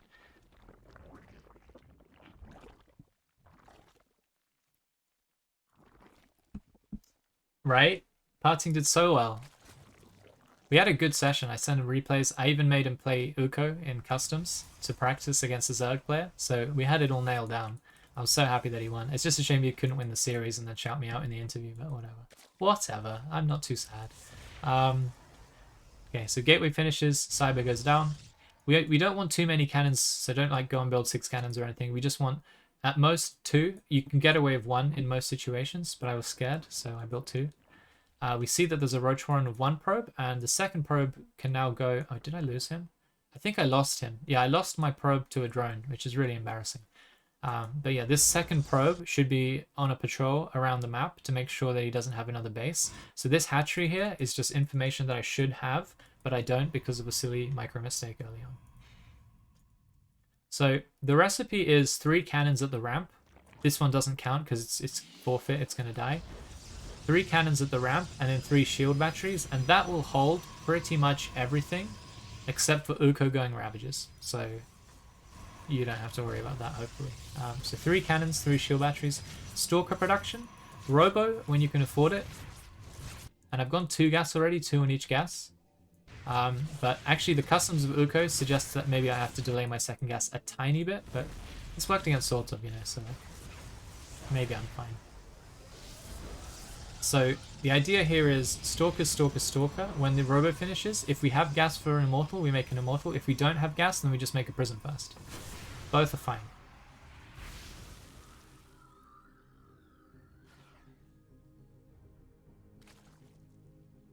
Yeah, of course. Parting and I are sugar bears.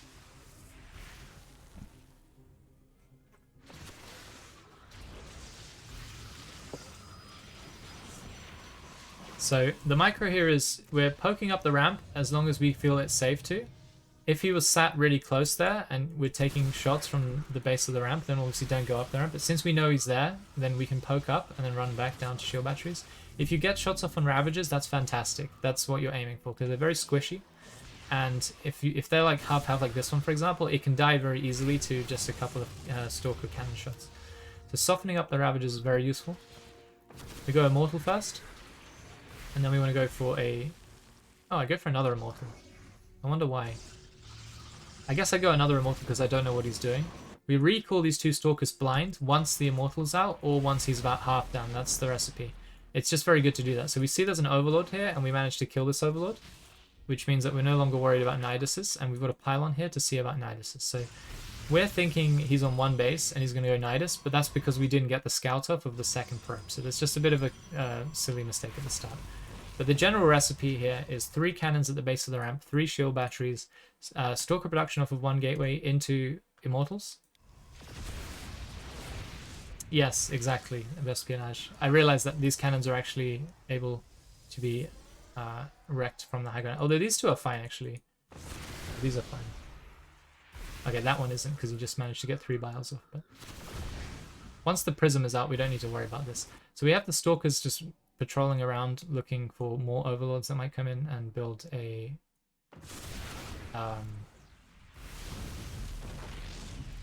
Nidus network.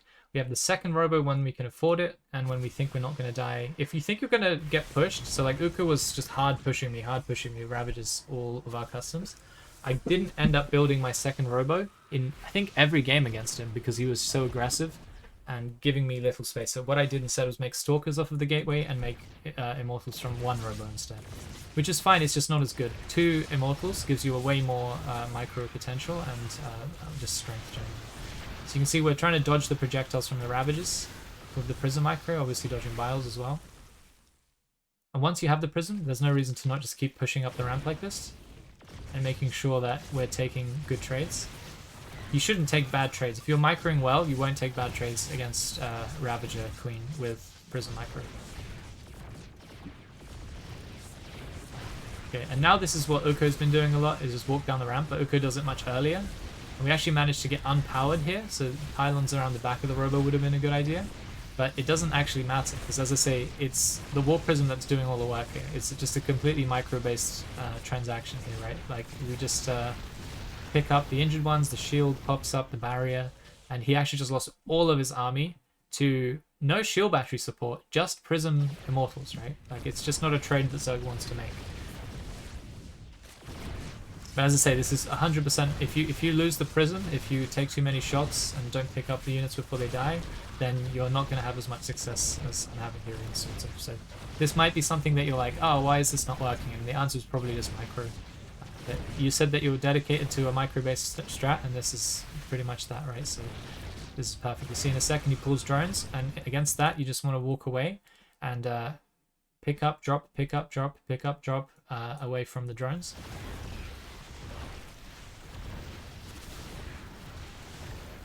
I don't pick this one up, and I'm really sad about that. I remember this. But the trade here, right? We're up 2,500 resources just from Warp Prism Micro. That's why Ravage is a very short-term thing. You have to kind of do what Uko does, which is to like try and hit before I have a critical amount of Immortals. And yeah, sort of realizes he doesn't actually have anything coming other than more of the same, which is Roaches and Queens, right? And he just knows, okay, well, it didn't work when I had 3 times the army supply. It's not going to work when I have half the army supply. And he gives me the old G out. So yeah, this is the bread and butter build that I've been doing. You saw me do it against Uko. I keep forgetting this is sort of. Yeah, this is no silly Zerg. This is a fantastic Zerg player. Very strong. The micro was good for him. The response was good from him. I would say Uko is more scary than sort of, which is funny because there's like a 600 MMR difference, but Uko is specialized. We've had so many customs of him, and he just knows what to do, and his micro is there. So as a Zerg, what do you do? My favorite response is 3 Ravagers into a Nidusworm, because from the Cannon Rusher side, I can't tell that you're going 3 Ravagers or 6 Ravagers or 10 Ravagers. It could just be 3, and you're still biling me from the high ground. I still can't walk up the ramp, and you've got a Nidusworm that pops up, which is why I'm doing this blind recall, right? Like, I'm blind recalling 2 units when I only have 4 units because I'm worried about the Nidusworm. So 3 Ravagers into Nidusworm, 3 Ravagers into Swarm Hosts, and then a Nidusworm. Or Mass Expand, but that's very difficult to do. Cham is very good at that, but no one else really. Actually, Scarlet. Scarlet's very good at that as well. I had a bunch of customs against her and Cham, and Scarlet is just fantastic at defending Cannon Rush. She's got it down. So yeah, those are the 2 PVZs I wanted to show you. One was a drone pull into Gas-Stilling Spine, and the other one was a drone pull into Ravagers. Unga Bunga 12 pull Ravagers. I mean, that is one way, but we can hold that. Like, that's something that we can deal with. Actually, we have another Zerg. It's a 12 pull. Do you need 2 Immortals going back for Nidus? No, 2 Stalkers. 2 Stalkers will do it. 2 Zealots, 2 Stalkers. I mean, Zealots have to be on top of the Nidus, so if they have to run over to it, then it's not enough. But yeah, 2 Stalkers, 2 Zealots, 1 Zealot, and 1 Stalker. That's the bare minimum. And you have to be on top of the Nidus very quickly after it spawns, after it pops up. Otherwise, yeah, I think 3 Stalkers is the safest, but you can't afford it, because if they're doing a Ravager bust, you're just going to die because you have no units. You have 1 Immortal and 1 Stalker at most in this situation. Alright, so this is Bassett. He knows me. You know, we're playing each other all the time. So he goes 12 pool. I'm not surprised. And as I said, safety pylon is what you do against 12 pool. So we get here. Oh, look, there's no hatchery. Pylon. And then you wait. Some players will send their probe up to see if there is a 12 pool or get a bit of information early. I actually don't think that that's worth it, because if they have a sneaky drone and he gets in here whilst this probe isn't around, then you won't be able to get your cannon rush up anymore, which I think is not worth it. So the sneaky drone metagame can be very dangerous, whereas if you have your probe here and a drone starts appearing, you can just wall off. You cancel the probe that you're making and you just wall off. So there's advantages for doing both, but I think this is much safer, especially on the ladder. I think it's just nice to go pylon pylon. Nothing weird can happen. This second probe will come up and see what's going on. So you build the gateway and then you squeeze out with a cannon. It's my favorite thing to do. And we go here and we see, oh look, there's a bunch of eggs. It's a 12 pool. We build another pylon protecting the first pylon and also the gateway, and then another pylon just to make sure that the lings will never kill the cannon. Cancel it. Keep the second one. And Bassett plays well here because he just gives up because he forces the second pylon and goes across the map. We need a cannon here. And then a cyber will wall off. So if he tries to attack the proxy, then you can wait until the cyber is done. And you see the cyber finishes before the lings arrive. If he doesn't attack the proxy and runs straight across the map, then you want to build a gateway here, just as a placeholder, and then a cyber once the cannon is done, or once the lings run away. So just keep that in mind. If the lings run straight across the map and ignore your proxy, you want to build a gateway, just temporarily, and then cancel that gateway and build a cyber. It's very, very important. So we've shut down his 12 pool at this point. He doesn't get any damage at the ramp. He doesn't get any damage at the proxy. We're up 7 workers. So we're in a fantastic spot. Now he goes Ravagers, because why not? Very common, obviously, 12 pull into Ravagers. And the way we deal with this is Stalker Shield Battery. Only one gateway, only one gas. We don't take a second gas, and we don't start building more gateways or a second or a robo or anything. We're just trying to defend the early aggression. I'm not sure if I actually saw this Roach one yet. I didn't. So I'm just playing as if it is one, if it is Ravagers. Because otherwise he doesn't really have many great options. After a 12 pull, you're just behind 7 workers, so he either needs to do something quickly or just play from behind. So he's opted to do something quickly. But, you know, if no Ravagers appear, then you can just build a Robo and play from there, and it's fine.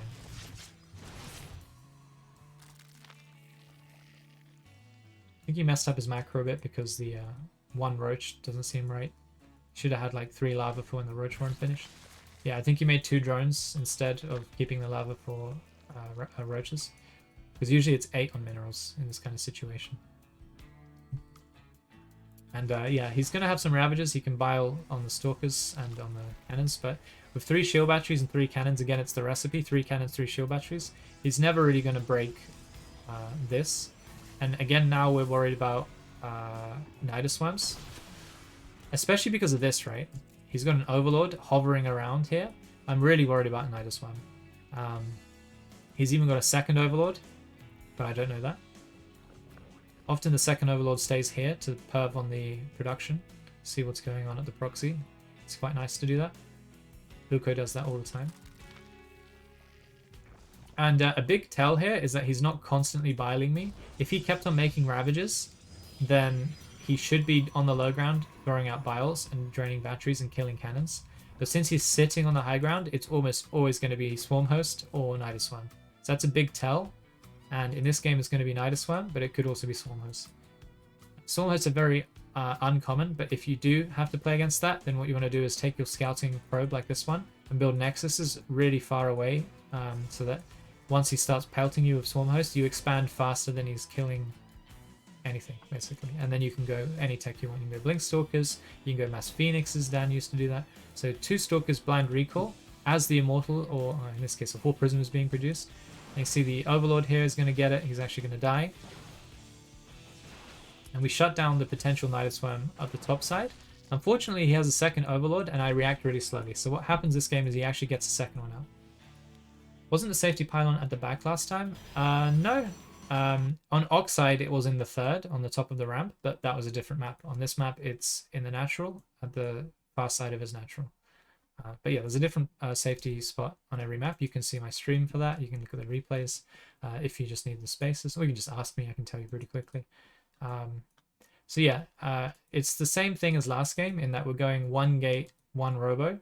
And when we have the space, we take a second gas and build a second robo. But otherwise, you're pretty safe to just keep going one stalker, one immortal, and have a nice prism micro.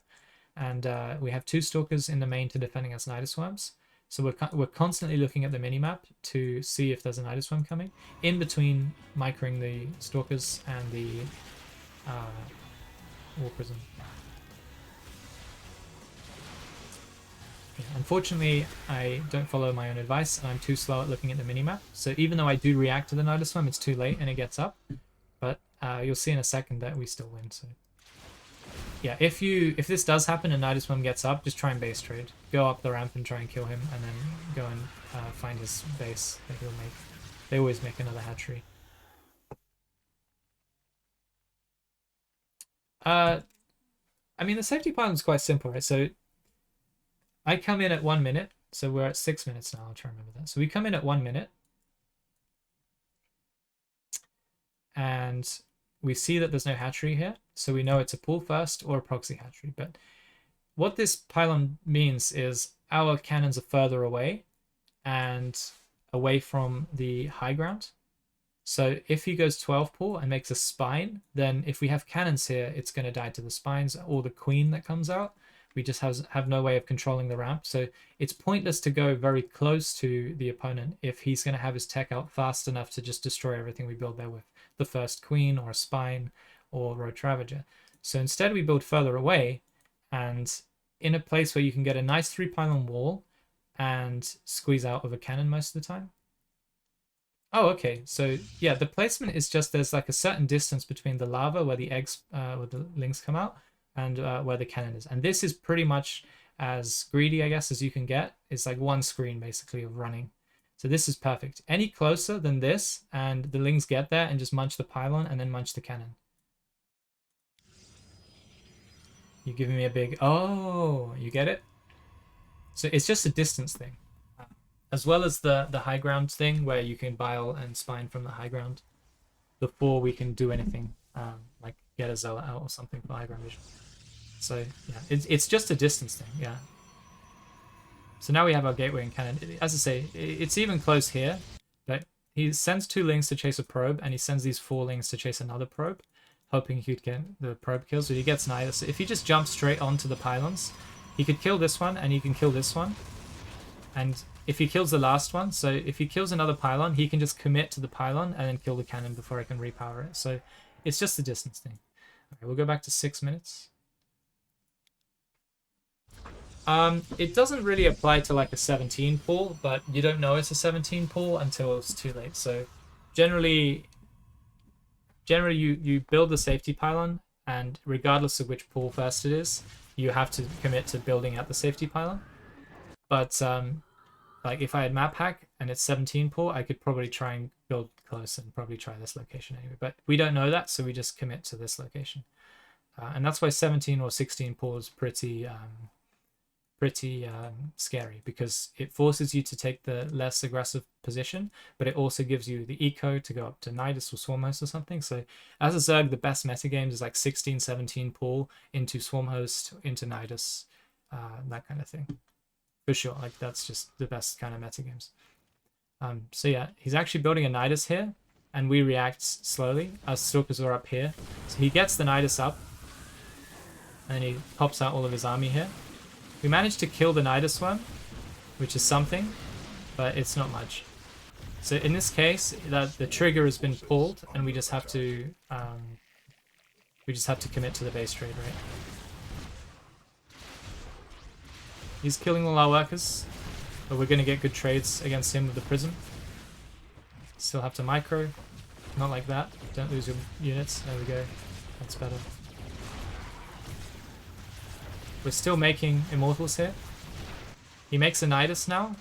I think it would have been better for him to send all of his Ravagers out rather than send all of his army away. But he thought he'd be able to just get another base up and play from there. All we do is just kill everything here.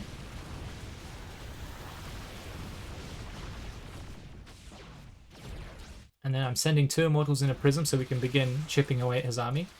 He doesn't have Queens to deal with the Prism, so we can chip away at 2 Immortals forever. And then eventually all of these units will walk across the map. Any production, any Immortals coming out are going to walk across the map.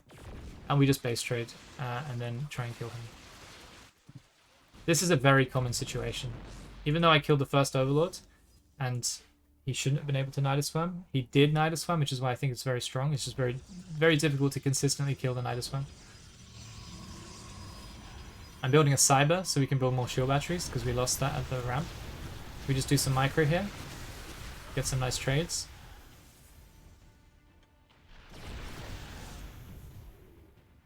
And then it's just bread and butter micro.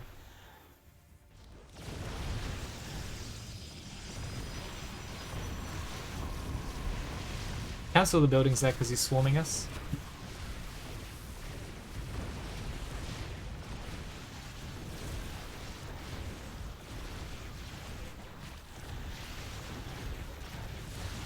The micro is good enough this time. So what I do here is I use the power field from the War Prism to build some shield batteries, spend the remaining 200 minerals we had, and then obviously we have no pylon to power these shield batteries, but once they're done we can use the War Prism to power the shield batteries so we don't have to build a pylon. We have 2 shield batteries instead of 1 shield battery and a pylon. And then we just go in and do the same micro we did a second ago. He had way more stuff and we pretty much have the same amount of units as we did a second ago, but he has less stuff, so he kind of knows he's dead at this point. That was good biles from him, zoning out the Prism and leaving 1 Immortal to take damage, but it's just not enough. You just don't want to be on Ravager against Immortal War Prism. There it is. We even use the shield batteries here, and then we go back. He does still have this base, so we do have some time limit, like some pressure on us to kill him here, but not much. It's 2 drones. It's not going to be the crazy economy he needs. He's basically hoping he can buy all the Prism, but he can't, so... GG. Yeah, so well played from him. As I say, Ravager into Nidus Worm is a good one. And even though I had 2 Stalkers in my main, we weren't quite able to defend against this Overlord's one, so cheeky little game there. Alright. Okay, PVTs now. So yeah, that was PVZs. That was against 12 pool, so just remember to do a safety pylon every game and you should be fine. And then it's 3 pylons to defend. Don't skimp out and only build 2 because it's not quite enough. So 3 pylons and the cannon and gateway will survive. And then build a cannon at home to make sure that the Ling counterattack won't kill us. And build a gateway if Lings run straight there. And build a cyber if they spend some time harassing your proxy. Okay, now we have 2 PVTs. The first one is my favorite PVT build. It's not a Cannon Rush, so obviously the other matchups I've been teaching are Cannon Rush, and I think they're fantastic. You can get up to a really amazing MMR with these. Against random, I assume Zerg and do the Forge Wall, yeah. I actually assume it's Terran, but against random, it's not good. You can do that and just hard wall like it's Zerg. But if it's a Proxy Reaper from a Terran, you just insta-lose then, so it's kind of a coin flip. Random is just a nightmare to play against. Luckily, there are very few random players. But yeah, you can assume it's Zerg or assume it's Terran and just hope he doesn't Proxy Rax or like Ling Flood you. Baneling Bust is probably more scary, actually. Okay, so this is a 12 pylon build. So you don't build a probe at the start of the game. You pull up to 100 minerals and then build your pylon. Then you build 1 probe, rally him to the pylon, you build a gateway, and then you chrono boost your probes, you rally into your gas, that gas, you build a gas, you rally the next probe into your other gas, you build a gas, and then you send that probe across the map. You keep making probes now, Saturate 3 on gas as soon as that one's done. Saturate 2 on gas when this one's done.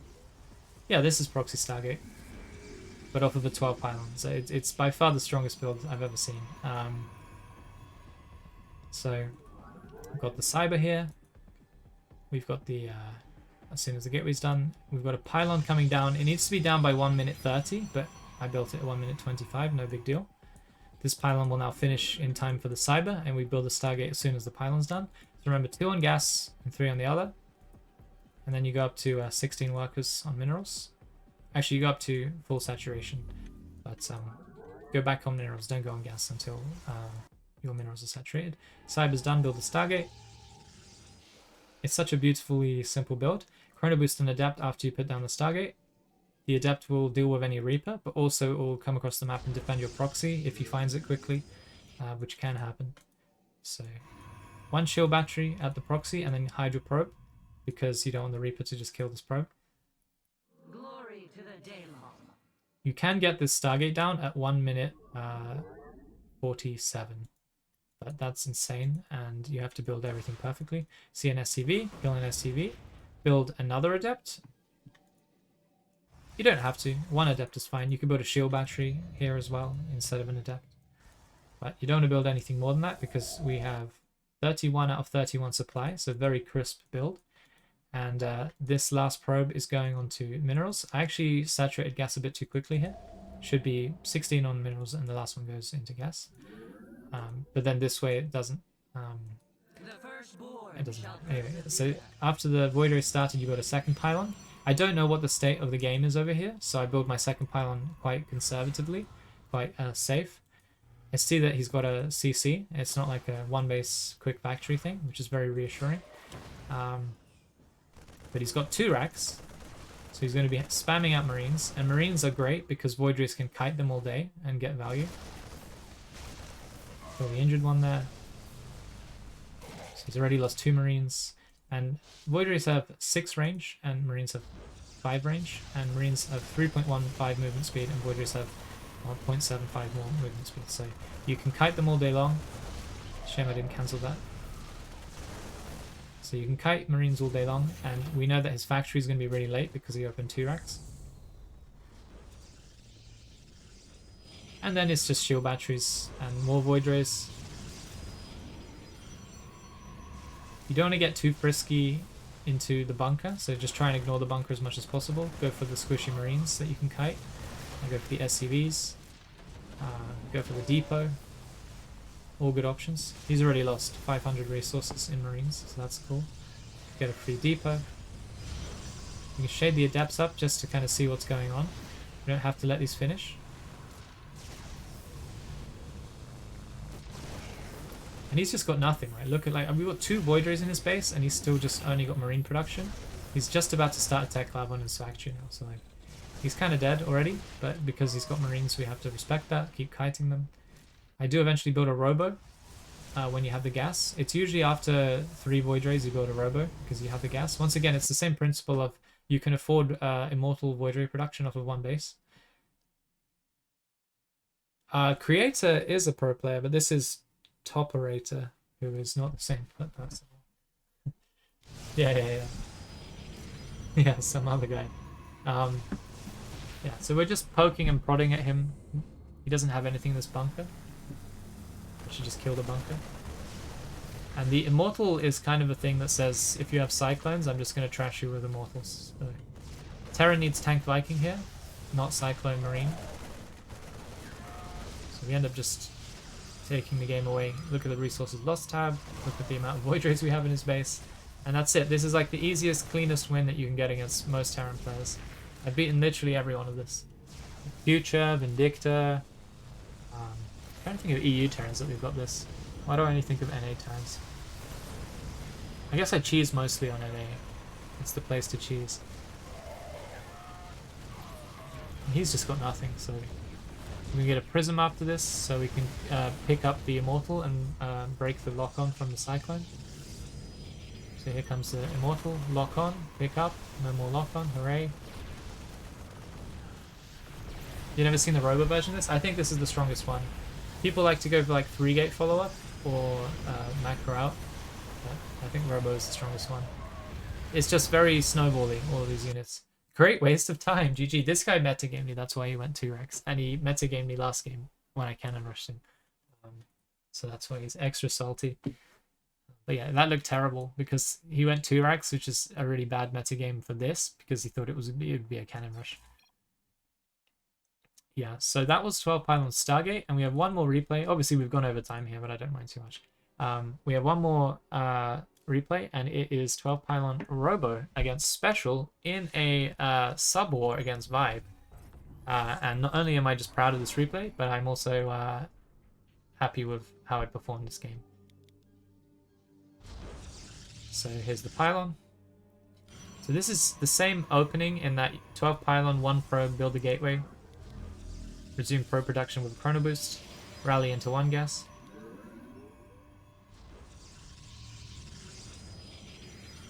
Yeah, I beat Special for $100. Lick my happy stick. It was great. It was 20 subs. Actually, that's more than $100. So again, it's the same build exactly. And how do you cannon rush Terran assuming I get it on random? I just do it exactly the same way that you do it against Protoss. It's the same exact thing. It's just, it's harder because they have Marines bunkers. Happy? Don't look, I'm definitely not getting coaching here. Why would Happy Stick be mad about it? So this is the same build as last time, except instead of 3 on 1 gas and 2 on the other, it's 2 on 1 gas and 2 on the other, because you just need less gas for the Robo. This probe can go, he can scout 1 proxy barracks location. I think this is the most common one here, so I scout over here. And then we go and build the pylon. The pylon needs to go down by 1 minute 30. Here we go, 1 minute 30. Boom, 128, that's perfect. Cyber as soon as it's done. As soon as gateway's done. Robo as soon as the Cyber is done.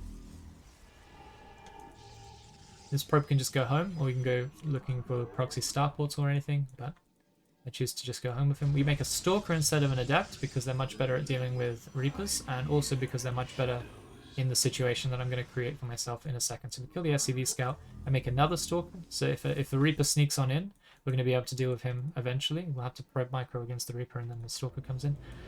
Chrono Boost and Immortal as soon as the Robo is done. Then you need a Pylon. Actually, the Pylon comes in after the first Stalker.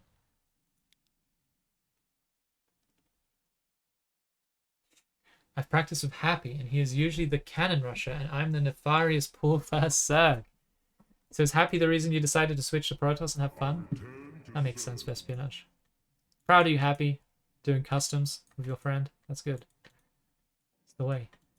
So we make a Immortal and then a Prism, and then we have 400 minerals. We can spam down another base. And you said that you don't mind expanding if you have an attack in mind, and this is exactly what we have in mind. So you'll see, look at Special dodging my probes. I was going to kill that SCV, but he's too damn good. He's too damn good. Look at him. Look at him go. What a god. Oh, he actually loses it. What a pleb. Okay, so we walk in and just see what's going on. There's a bunker there, but there was nothing in it, so we just kill it. There's another bunker. I think he probably assumed it was a Stargate, but he didn't know for sure. I think he scouts it with a SCV, but it was quite late. He's got a Cyclone and a bunch of Marines. It's quite common. Pretty much last game, but less Marines.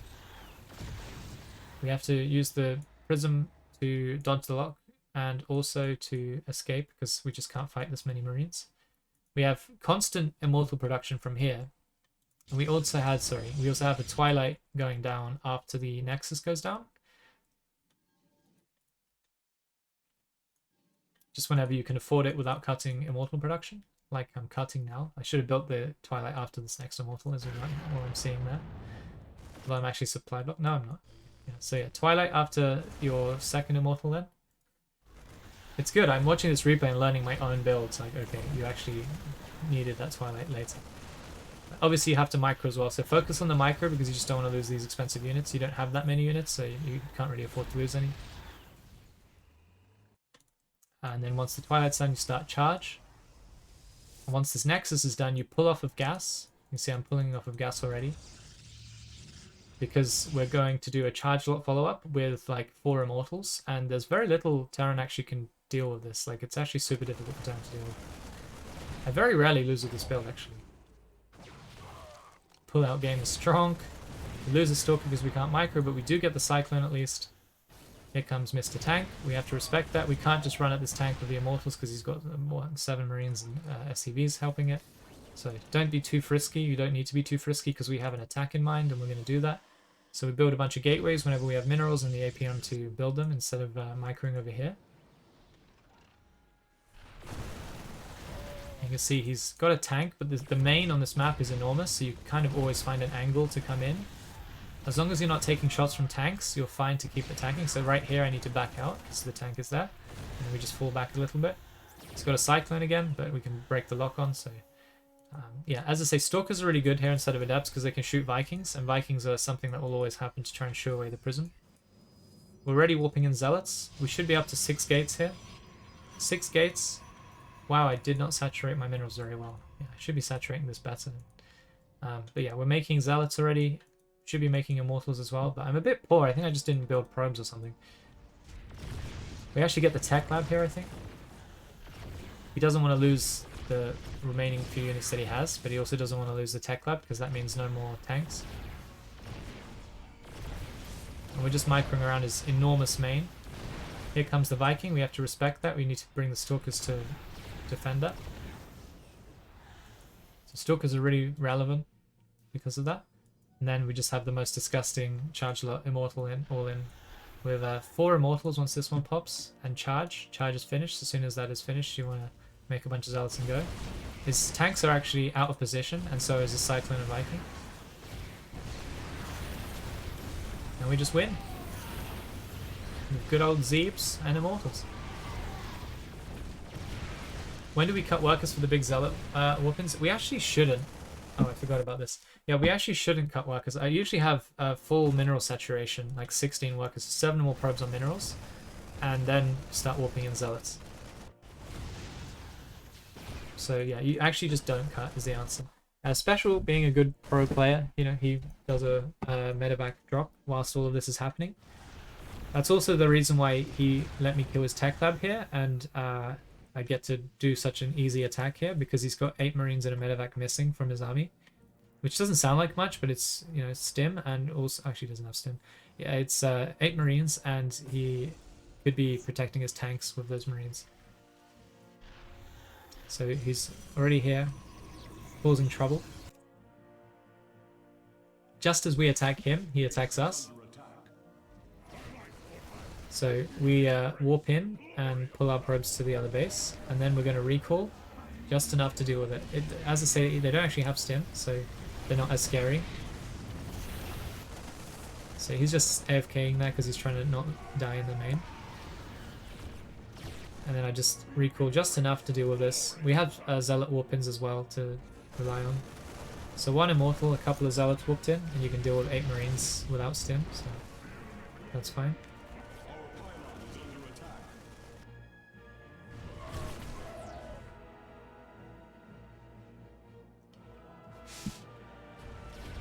Good old Immortal drops. Feels like 2018 again.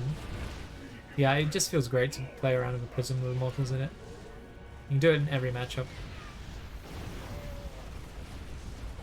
He's just dead now. He can't believe his eyes, because he thought that I was some low GM. He said as much. After this game he said he wanted to kill himself. As a joke, obviously. Yeah, he wasn't ready. He wasn't ready for this. Makes a lib, but that's like the least useful thing right now. I guess it's not useless if I don't have gas to warp in Stalkers and he's got a lib sat in my main, especially if it's covering the gas mining. So the lib could have been a GG, but we were just a bit too aggressive for his plans here. GG. So yeah, that's it. That's a very rich smorgasbord of cheeses. Cannon Rush, PvP and PvZ, and 12 pylon stuff in PvT. These are the best builds that we have for these matchups. I don't think there are better cheeses than those, to be honest. At least ones that don't revolve around like doing some damage, like a Proxy Oracle is probably still strong, but then macroing out and having more stuff in a macro game. But for like 1 base to 2 base all-ins, these are probably my best ones. And you can beat any one of them. You can beat Special, you can beat Sue, you can beat Neeb, and Showtime. And yeah, man, I hope you have a lot of luck with these builds. I'll put all of these up on the Discord now before I forget. And I'll put them up for everyone, I guess.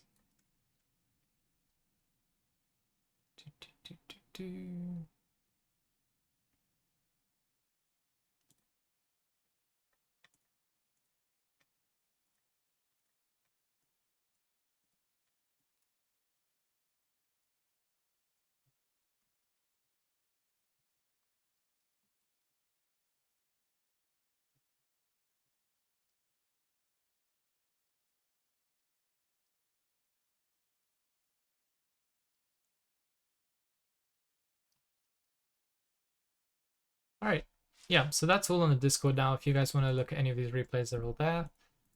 Except for one, actually. Maybe I can go find that one. Yep, there it is. One more replay.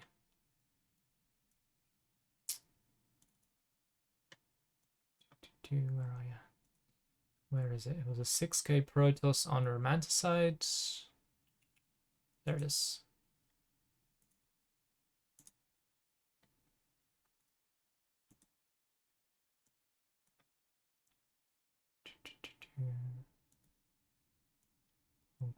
Honk. Upload failed. Why? Why though? Heck.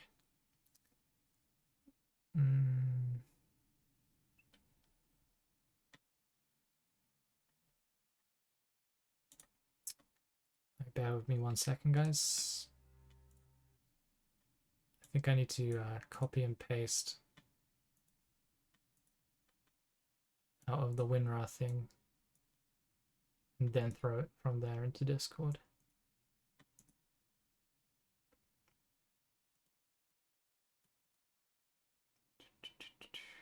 Where is it?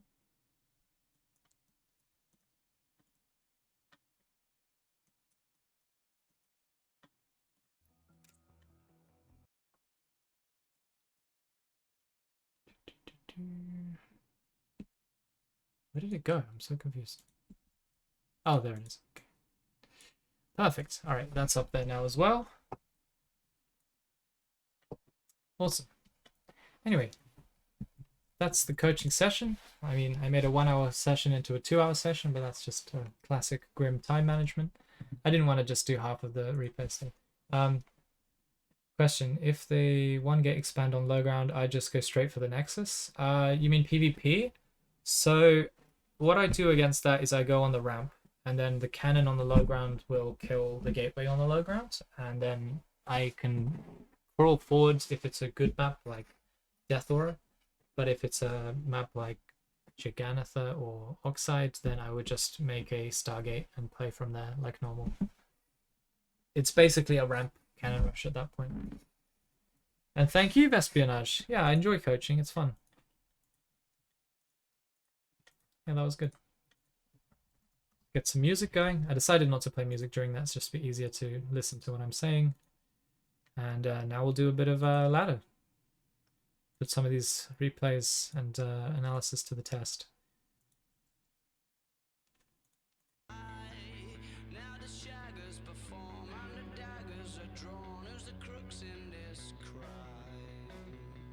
And Hubse is actually doing a 24-hour stream, so I'll do. I'll host him up. Do a host.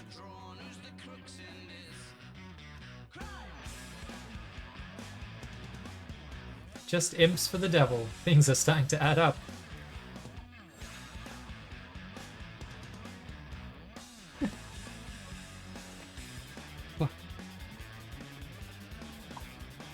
Awesome, yeah, so I've got 50 minutes left to do some cannons and proxy void rays.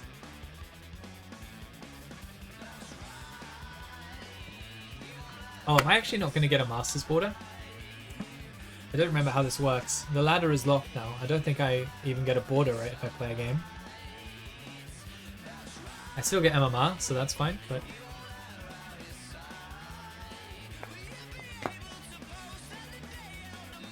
We are in NA, right? Yeah. I guess it's late for NA as it is for EU.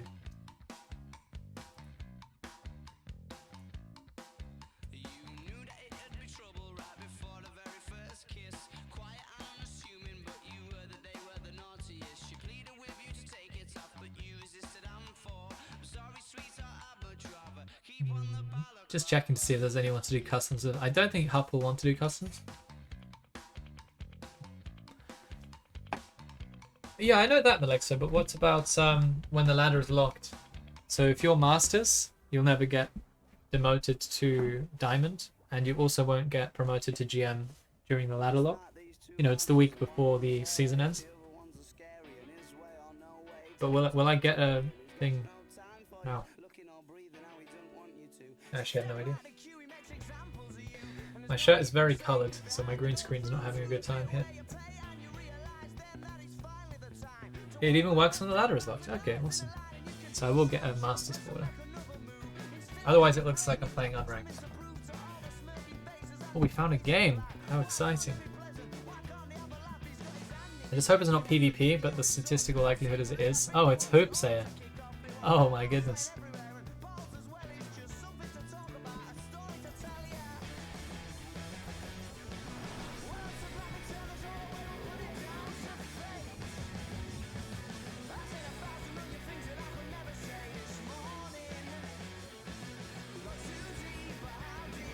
He might rage.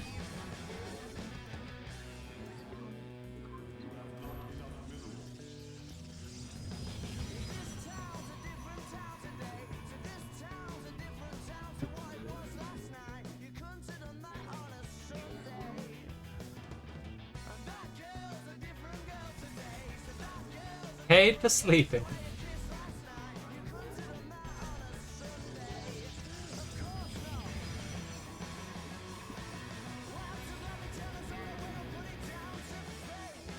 It's gonna rage so hard. I can already smell it.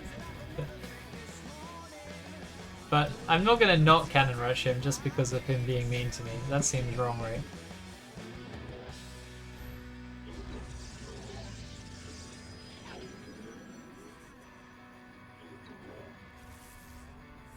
I did coach Hub how to deal with cannons.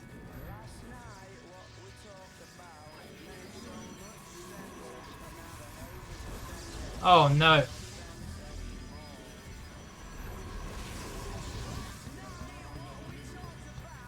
I have not enough minerals.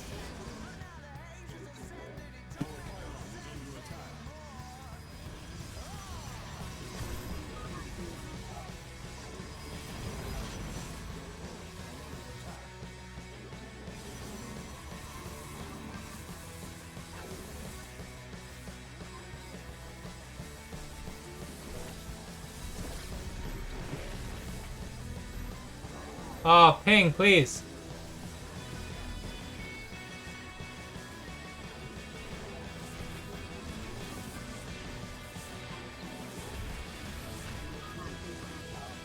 Oh, Jesus Christ.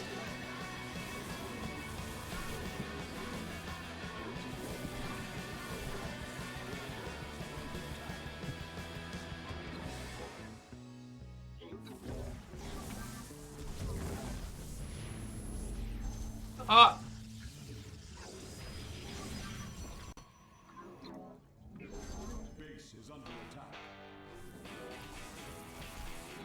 Hey, that's my gateway.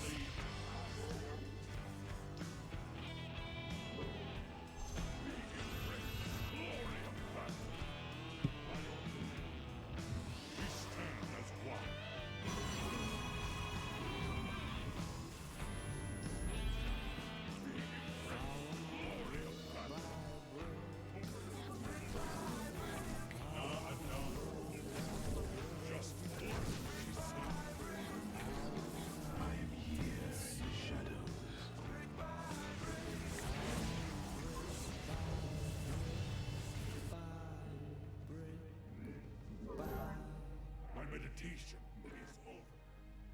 Kassar, take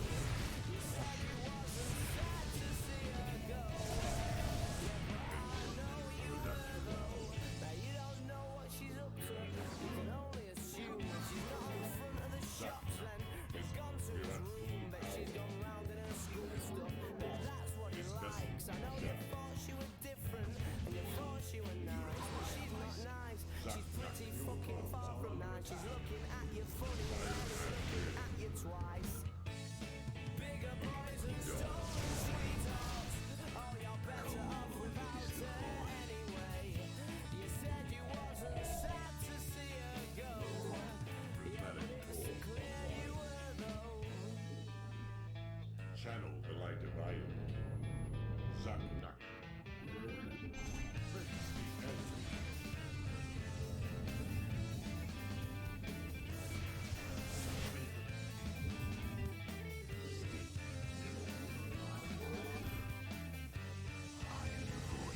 Channel the light of iron. Never This did it vessel for me. He picks her up at the school gate at 20 past 3. She's been with all of the boys, but never went very far. And she whacked English and science just to go in his car. They've got engaged. There's no intention of a wedding. He's pinched my bird, and he'd probably keep my head on. Now the girls have grown, yeah, but I'm sure that they still carry on in similar ways. Bigger boys and stolen sweethearts. Oh, I'm better off without her anyway. I said I wasn't sad to see her go. Yeah, but I'm only pretending, you know. Yeah, I'm only pretending, you know. I was only pretending, you know. I was only pretending, you know.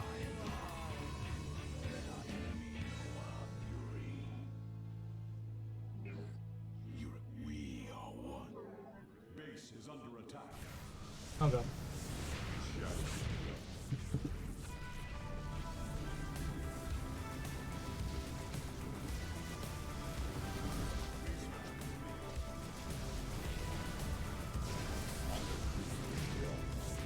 Ah.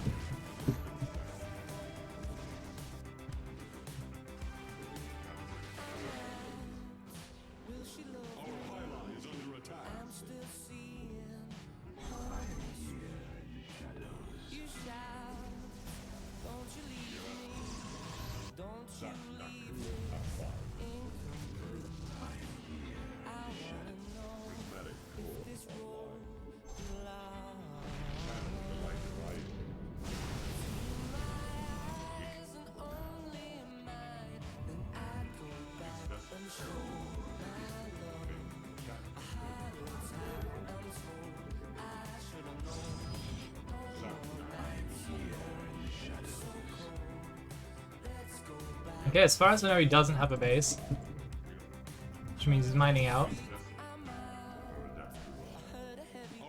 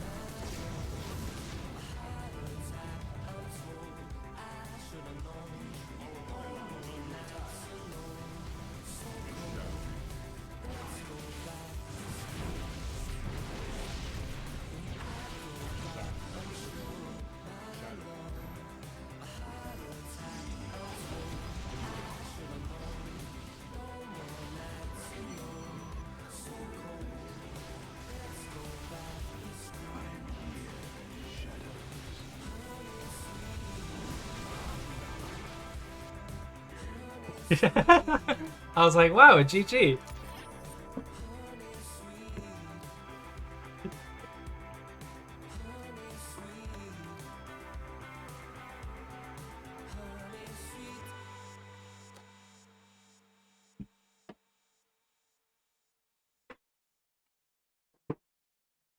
Sorry, Hub. I promised the boys cannons, what can I say? Shortcut to quick bucks, working all the time, renting out your mind and saving every dime. Cousins and That was bloody close. Let's see what he did. Thanks, Buck. go from pocket change to a gold mine. She said she'd be Alright, so we got a Musteroy situation up here. That's when you build a pylon, and then you build another 3 pylons and a cannon before having to wait for these pylons to finish. So you get your cannon up much faster, which is nice.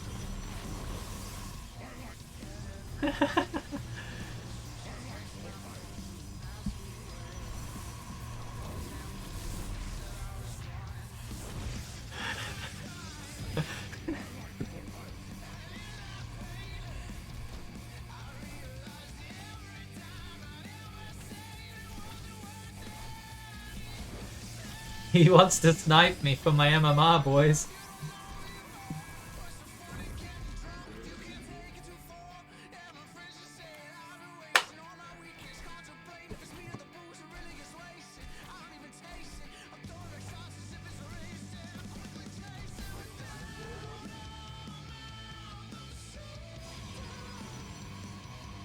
It was a good defense.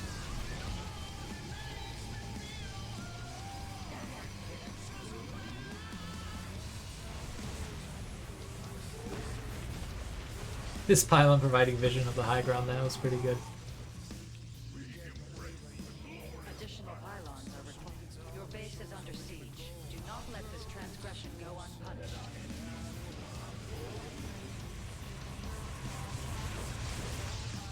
Research complete.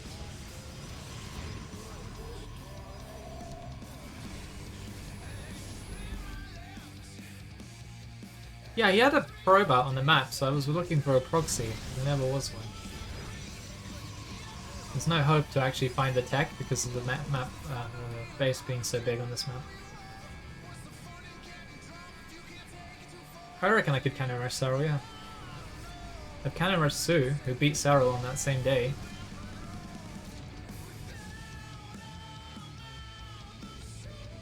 It's just a fantastic build, PvZ. The builds that we use. So we end up expanding. I wasn't sure about this. We've been doing a lot of PvP recently, so I'm feeling more comfortable.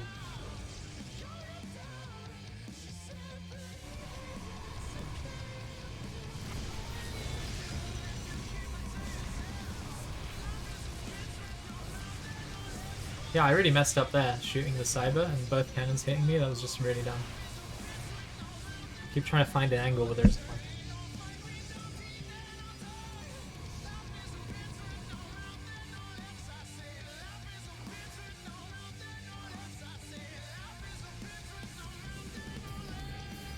Exactly, Vespionage.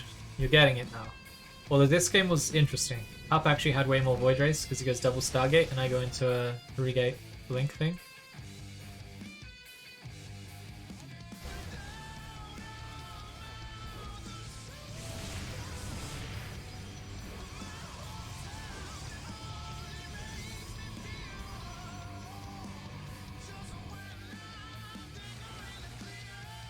Yeah, this was sad.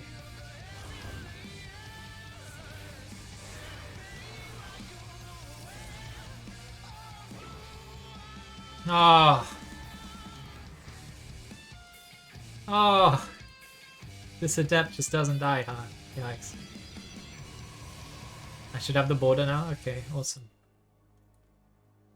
We're upping that Masters League with 5.8k. I don't know, man. Yeah, this is the thing. If you go double Stargate, especially if you continue building shield batteries, we're up to 8 shield batteries to my 3. You know, it just ends up being really costly, and we just have another base. The macro win. I think I should have taken this fight. 6 to my 6, actually. And I have 3 cannons. I should have won this fight. I'm bad.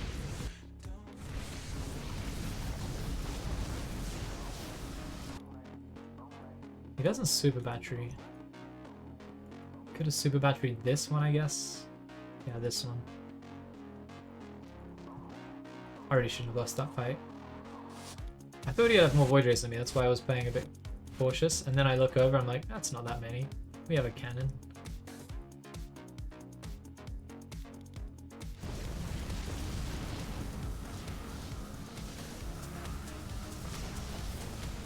Yeah, we had 6 each, and I managed to lose this with a cannon. Yeah,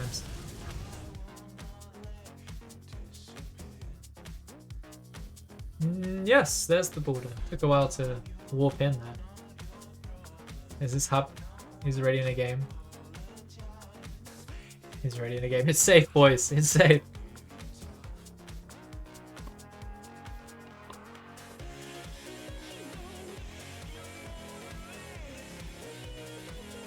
I like to think so, like my happy stick.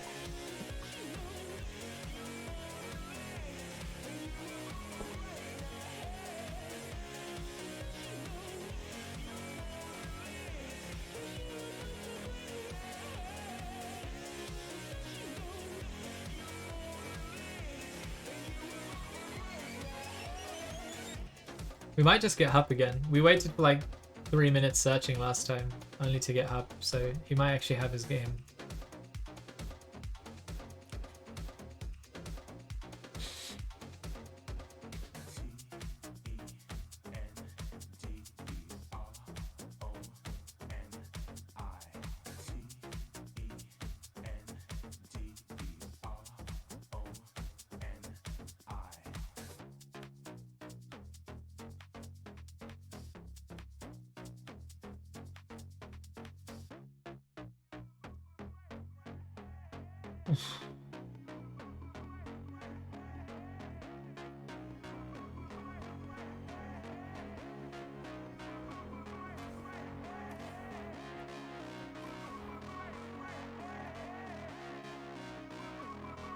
Parting's playing a tournament. Pig? Oh, we might get Pig. Oh no, he's doing the G Fuel tournament as well.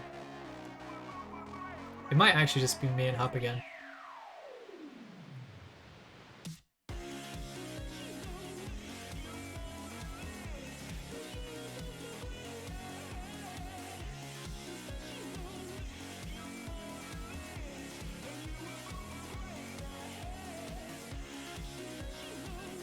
Hooray, a game!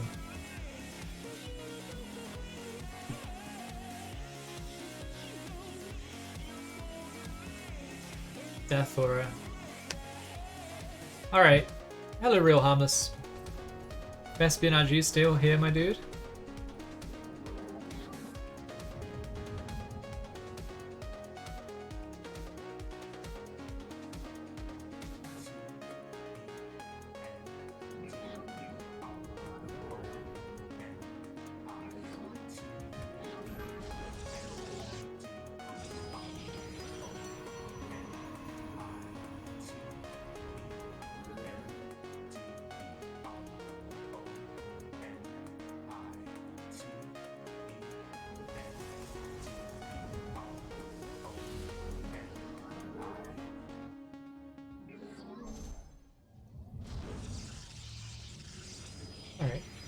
old-fashioned cannon rush versus Terran. It's not ideal, but it's this map, so we'll give ourselves a treat.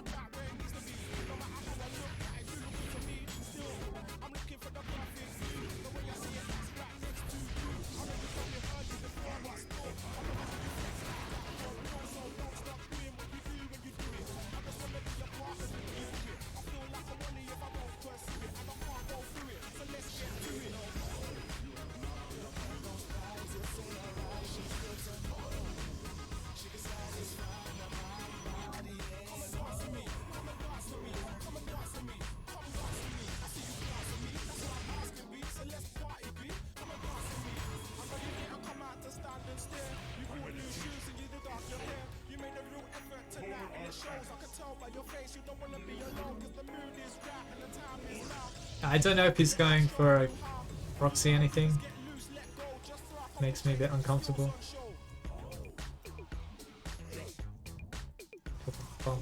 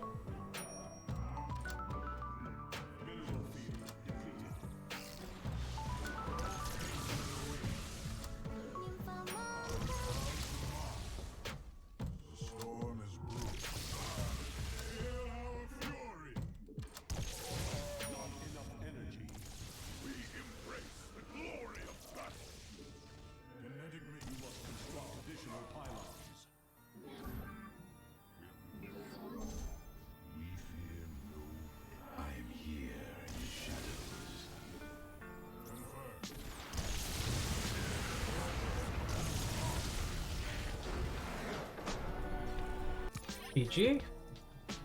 Юга, песка поднимается ввысь, она настигнет тебя, так что ты берегись. Я песочный человек, я родился в песке. Мы живем только век и растворимся в голове. I mean, Вашу Москву поглощаю. Terran have a lot of counterattacks they can do. Liberator, Hellion drop, Раздроблены в кровь, но ты идешь вперед. Marine drop, На эту боль ты идешь Cyclone drop. чтобы раны излечить, чтобы злую доброту. От But духов at a certain level, they don't расседает твои старые actually раны, play не it. дает им зажить. Is Hub sniping me again? Стеклянный стоишь посреди. You wouldn't snipe a friend, Hub. И никто не заметит тебя нигде, и никто не поможет тебе здесь. Тащить You wouldn't snipe a boy like me. твой позвоночный столб еле выдерживает тяжесть огромных досок. Fine, whatever. Let's go, Hub. Еле различает пещерные кельи. You think I'm scared? Let's go. Щели здесь от жаркого солнца. Укроешься ты и войдешь туда. I've only got 20 minutes, so С песочными we haven't got time to waste полезны. dodging poor Hubbers trying to steal my 60 MMR.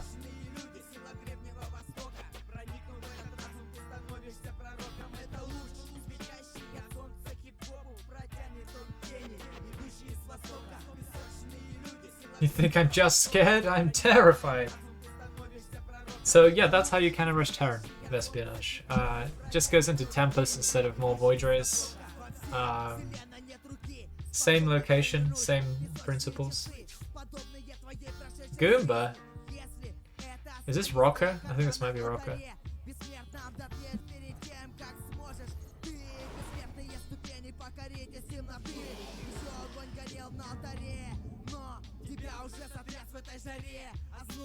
Сковывая всю кровь, бьющуюся в венах, покрывая губы леденящей пеной. Ты закричал, и этот крик ожег твое тело болью в тот же миг, напрягая все силы, чтобы вырваться из схватки. Ты отступил на нижнюю ступень этой загадки, знай, посягнуто, но лишь темно высоко. Rocker tends to hard metagame, so let's see what happens. Although I have been playing macro a lot recently, so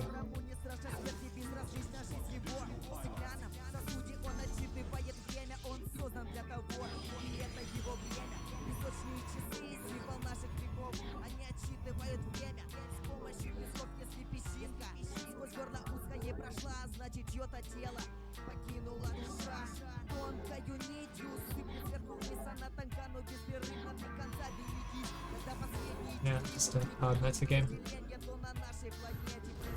Whoops.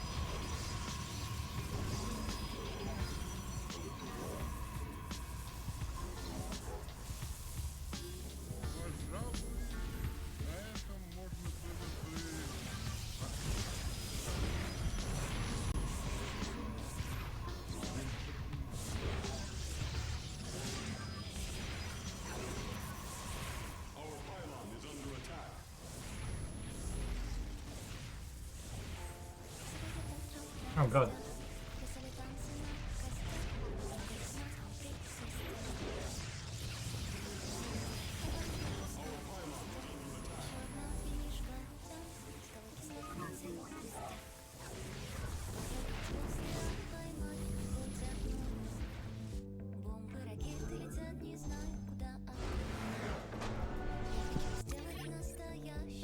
No GG. From someone that cannon rushes? Oh, there's a probe there. Nice.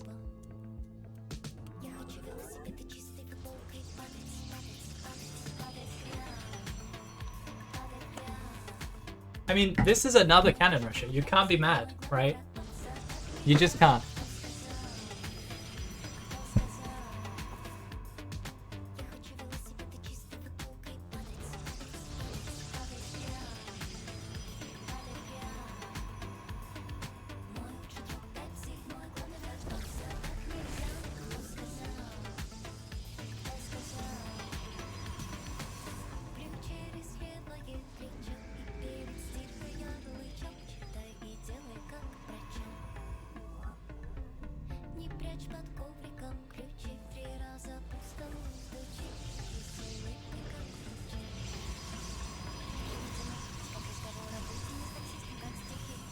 Oh wow. I was wondering, I'm like, you do know that 2 cannons will not beat 4 cannons. And this is why he pulled every probe but one. The NA pull. Yeah, you align the probe and then you make sure that there's no space that you can go back on. So if it's here, the fastest or the closest space is outside of the buildings, and he's just going to be like, I'm going to squeeze out. Instead of go through all of this space to this space there. So like, if this forge wasn't there, I would have probably squeezed out here to where the forge corner is. But yeah. So yeah, Rocker just NA pulls. Just doesn't have minerals. I did something cheeky this game. I actually went for his probes when he was pulling them because I was like, I actually have enough cannons to still kill this. But I managed to miss the one last shot on this cannon, so the cannon it doesn't die and gets like 4 hits.